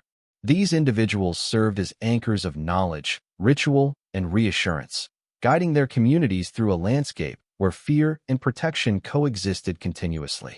Through careful observation, precise ritual, and ethical guidance, they transformed the unseen into structured, comprehensible practice, ensuring that humans could engage with the spiritual world with confidence, calm, and a profound sense of interconnectedness. In this way, priests were not only intermediaries but also educators, guardians, and embodiments of the wisdom necessary to navigate life amidst the uncertainties and unseen forces of existence. Stories of demon encounters in Mesopotamian mythology offer vivid illustrations of the interplay between fear, protection, and human ingenuity, providing insight into how these forces shaped everyday life and cultural consciousness. These narratives were not merely entertainment. They served as cautionary tales, moral lessons, and practical guides for navigating the unseen world. From the terrifying wrath of Lamashtu threatening newborns to the chaotic influence of a sag on crops and communities, these myths highlighted the constant presence of supernatural forces and the methods by which humans could respond, mitigate risk, and restore balance. Each tale emphasizes both the potential danger and the power of ritual, knowledge, and divine assistance in creating safety and calm amidst uncertainty.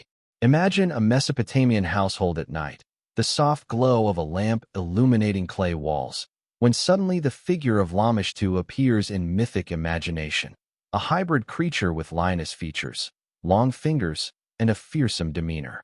She represents the very real anxieties of childbirth and infant vulnerability.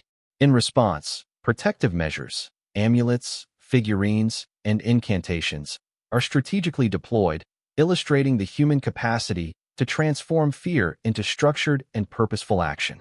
These stories convey that knowledge of the demon, combined with ritual and divine invocation, can neutralize danger, providing a sense of reassurance while reinforcing cultural values surrounding vigilance, care, and spiritual awareness. Other tales recount encounters with Pazuzu, a demon with both terrifying and protective dimensions.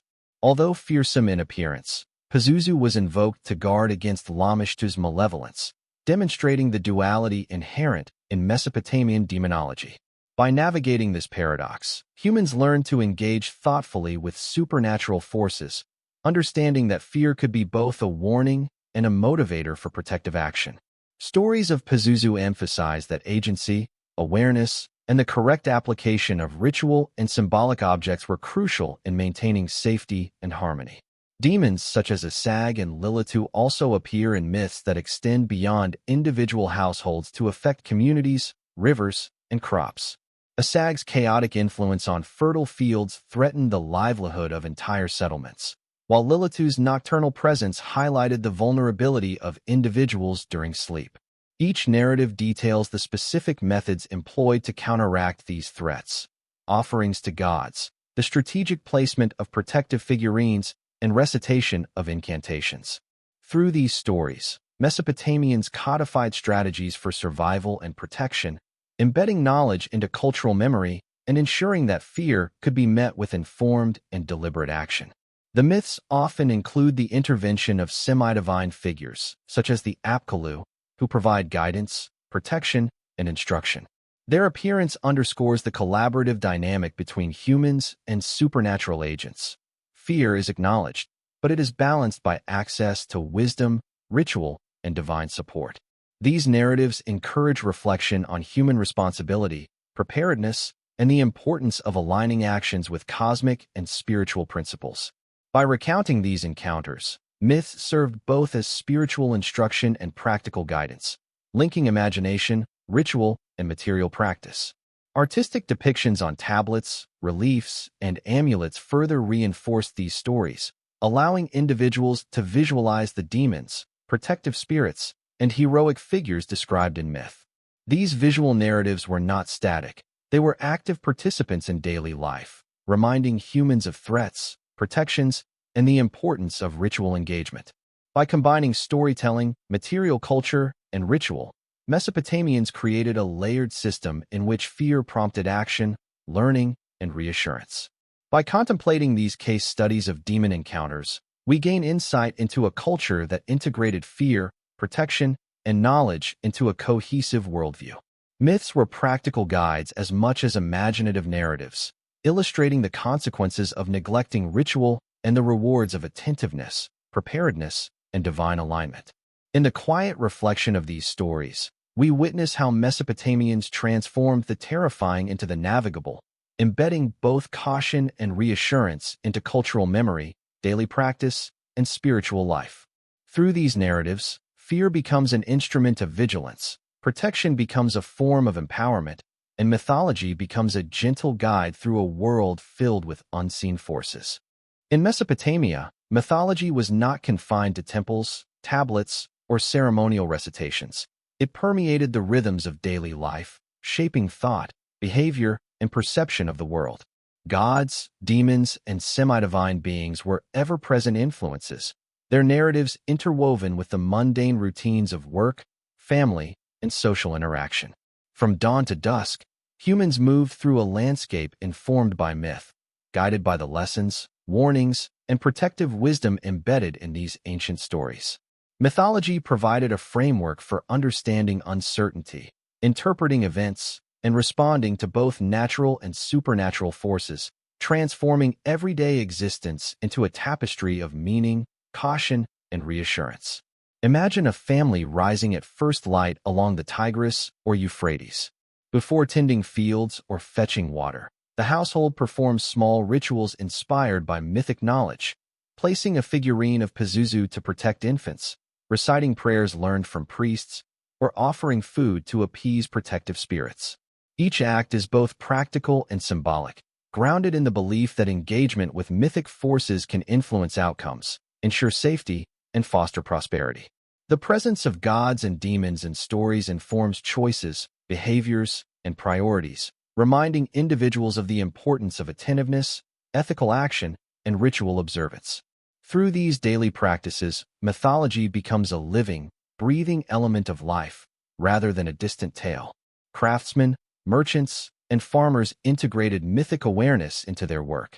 Amulets and figurines were produced not merely as art, but as functional objects with spiritual significance, embodying narratives of protection and divine intervention.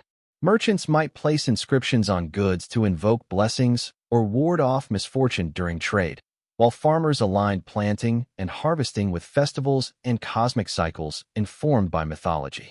These practices reflect a worldview in which the stories of gods, demons, and semi-divine beings are inseparable from human endeavor, teaching foresight, responsibility, and the delicate balance between human effort and unseen influence. Children were also immersed in mythology from an early age, learning through storytelling, play, and ritual practice. Tales of heroic figures, protective spirits, and fearsome demons served as both moral guidance and practical instruction. They illustrated consequences, rewards, and methods of protection, shaping ethical awareness and cultural memory. By internalizing these narratives, children absorbed not only the mythic imagination, but also the knowledge and rituals necessary to navigate a world imbued with uncertainty.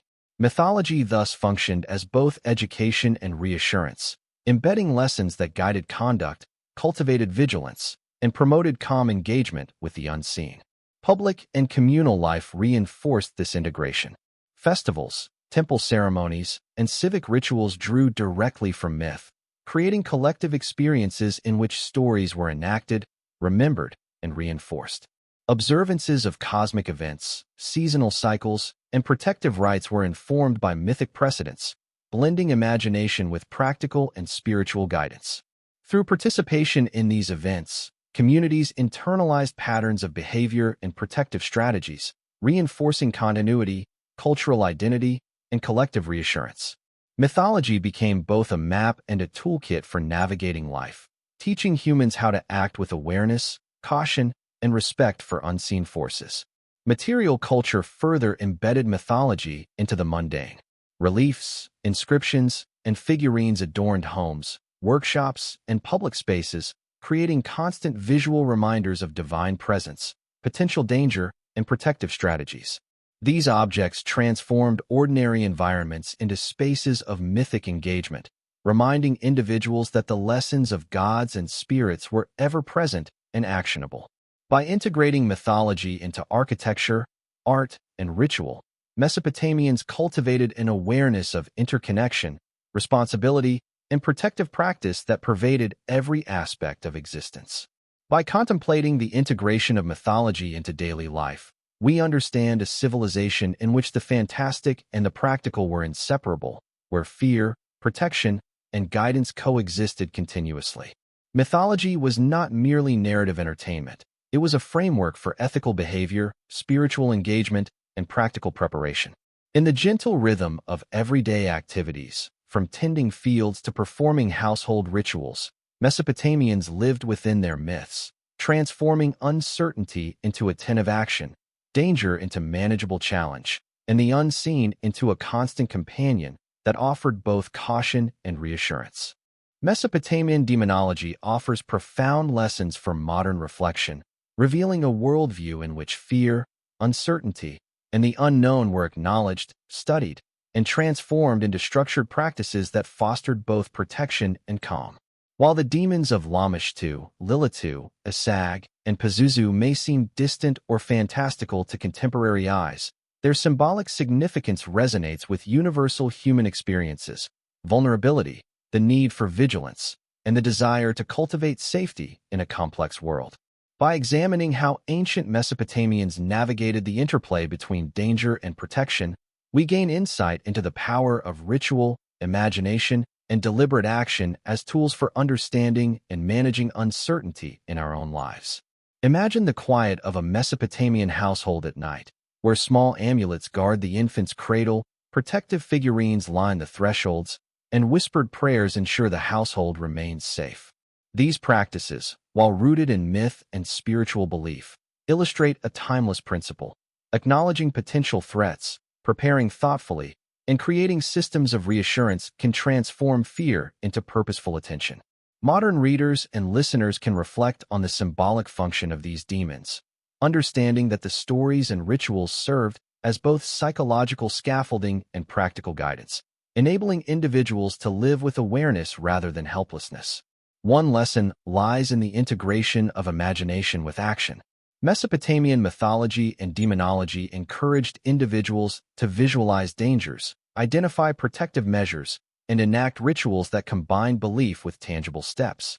In modern contexts, this translates into the idea that mindful awareness of challenges, whether emotional, psychological, or environmental, combined with deliberate preparation, can reduce anxiety and increase resilience.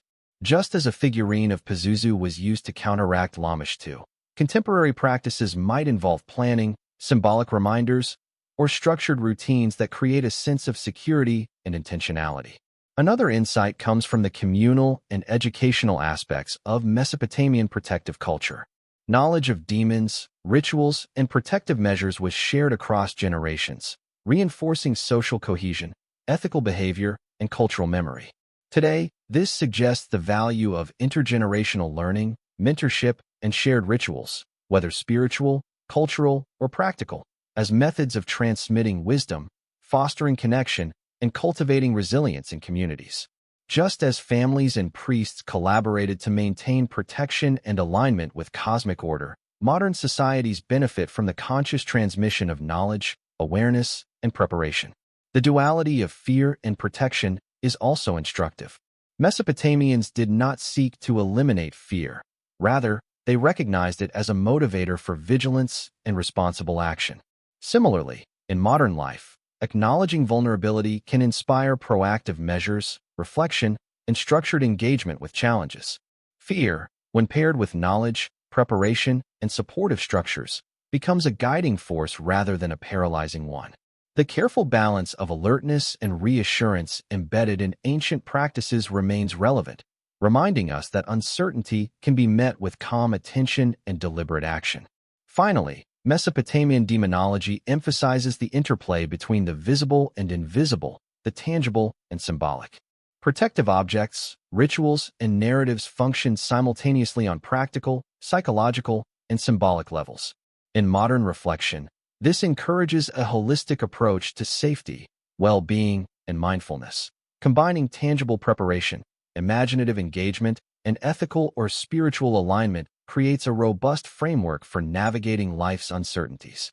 The demons of ancient Mesopotamia, once feared, now serve as reminders of the human capacity to transform uncertainty into structure, imagination into preparedness, and anxiety into calm focus.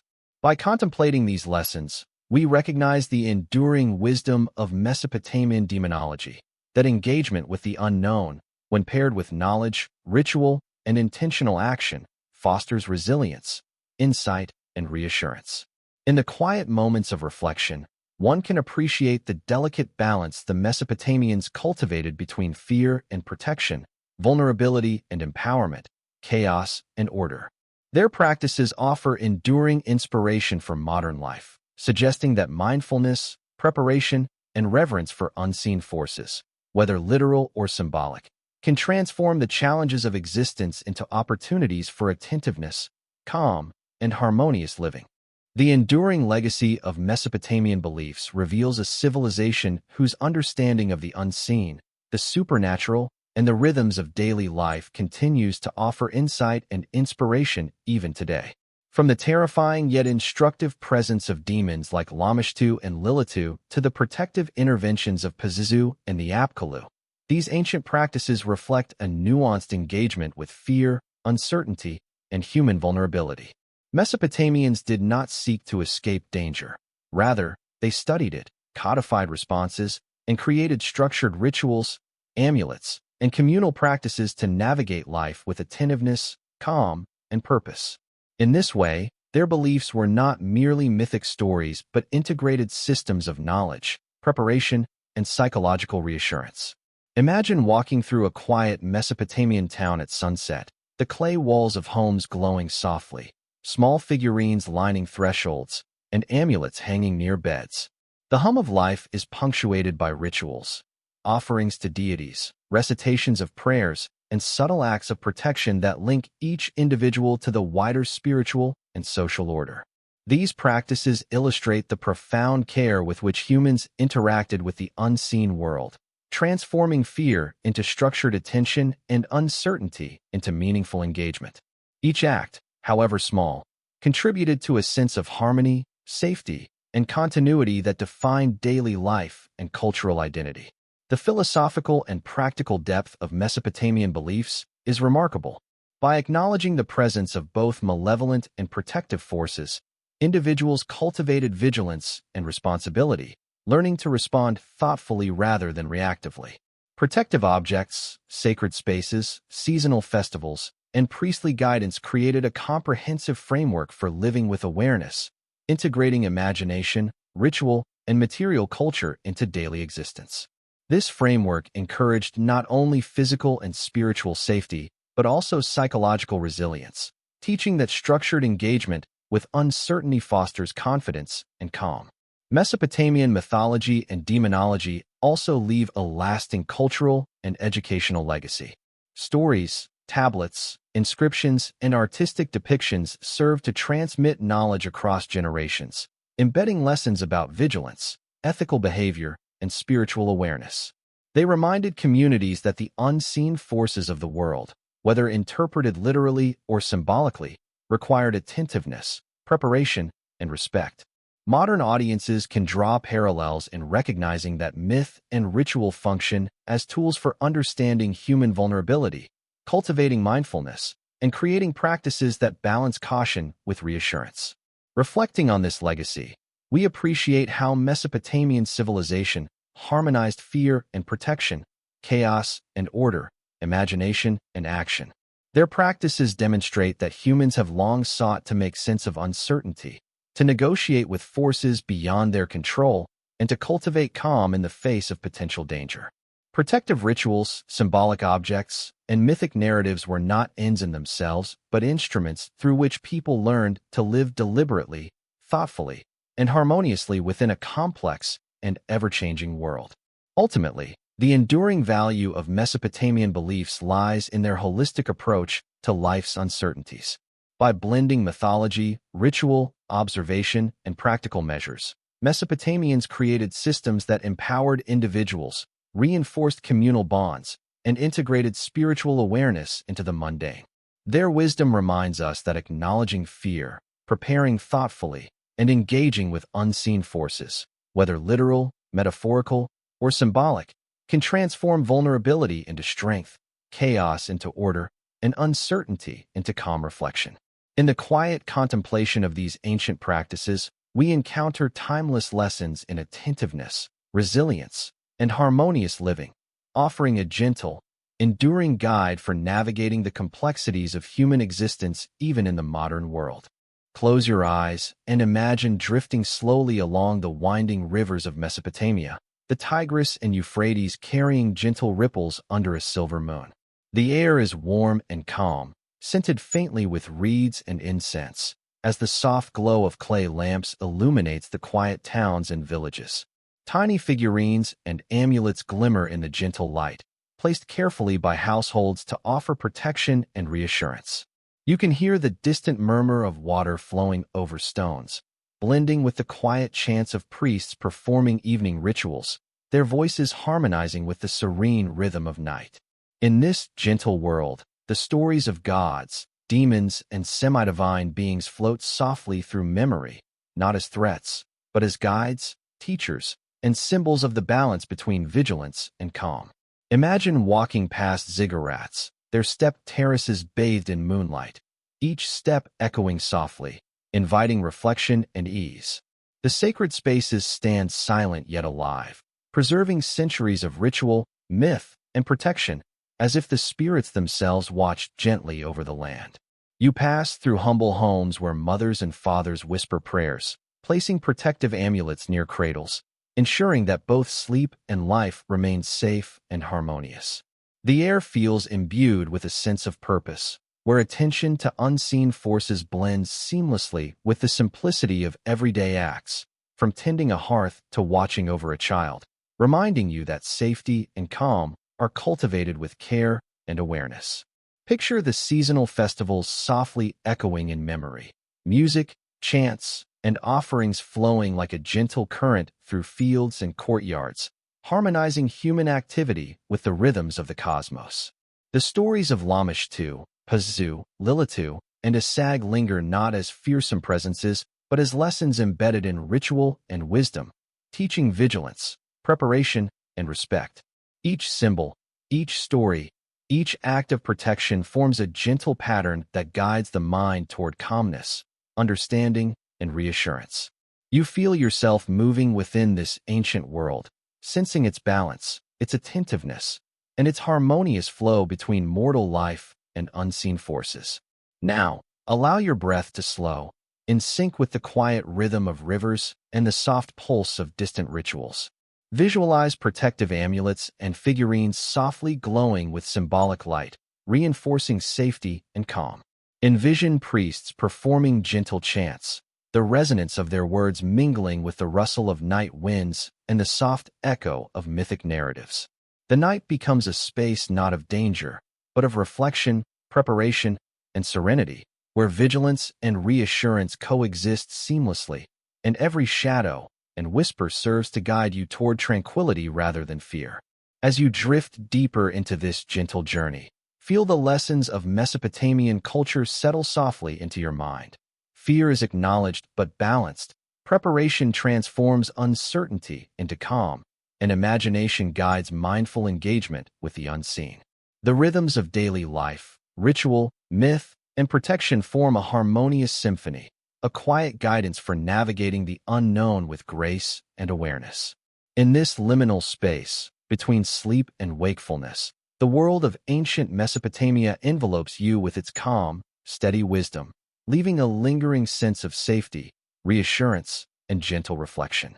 Slowly, allow your mind to follow the course of the rivers, past ziggurats, through quiet towns, over fields bathed in moonlight, until your breath and thoughts settle into ease. The protective spirits, the stories, and the rituals become part of a serene landscape in your imagination, a place where vigilance and calm coexist perfectly. Let this vision carry you gently toward rest, guided by the enduring lessons of attentiveness, preparation, and harmony between human life and the unseen forces that shape it. The world is at peace, the night is a guardian, and you are safe, calm, and ready to drift fully into sleep.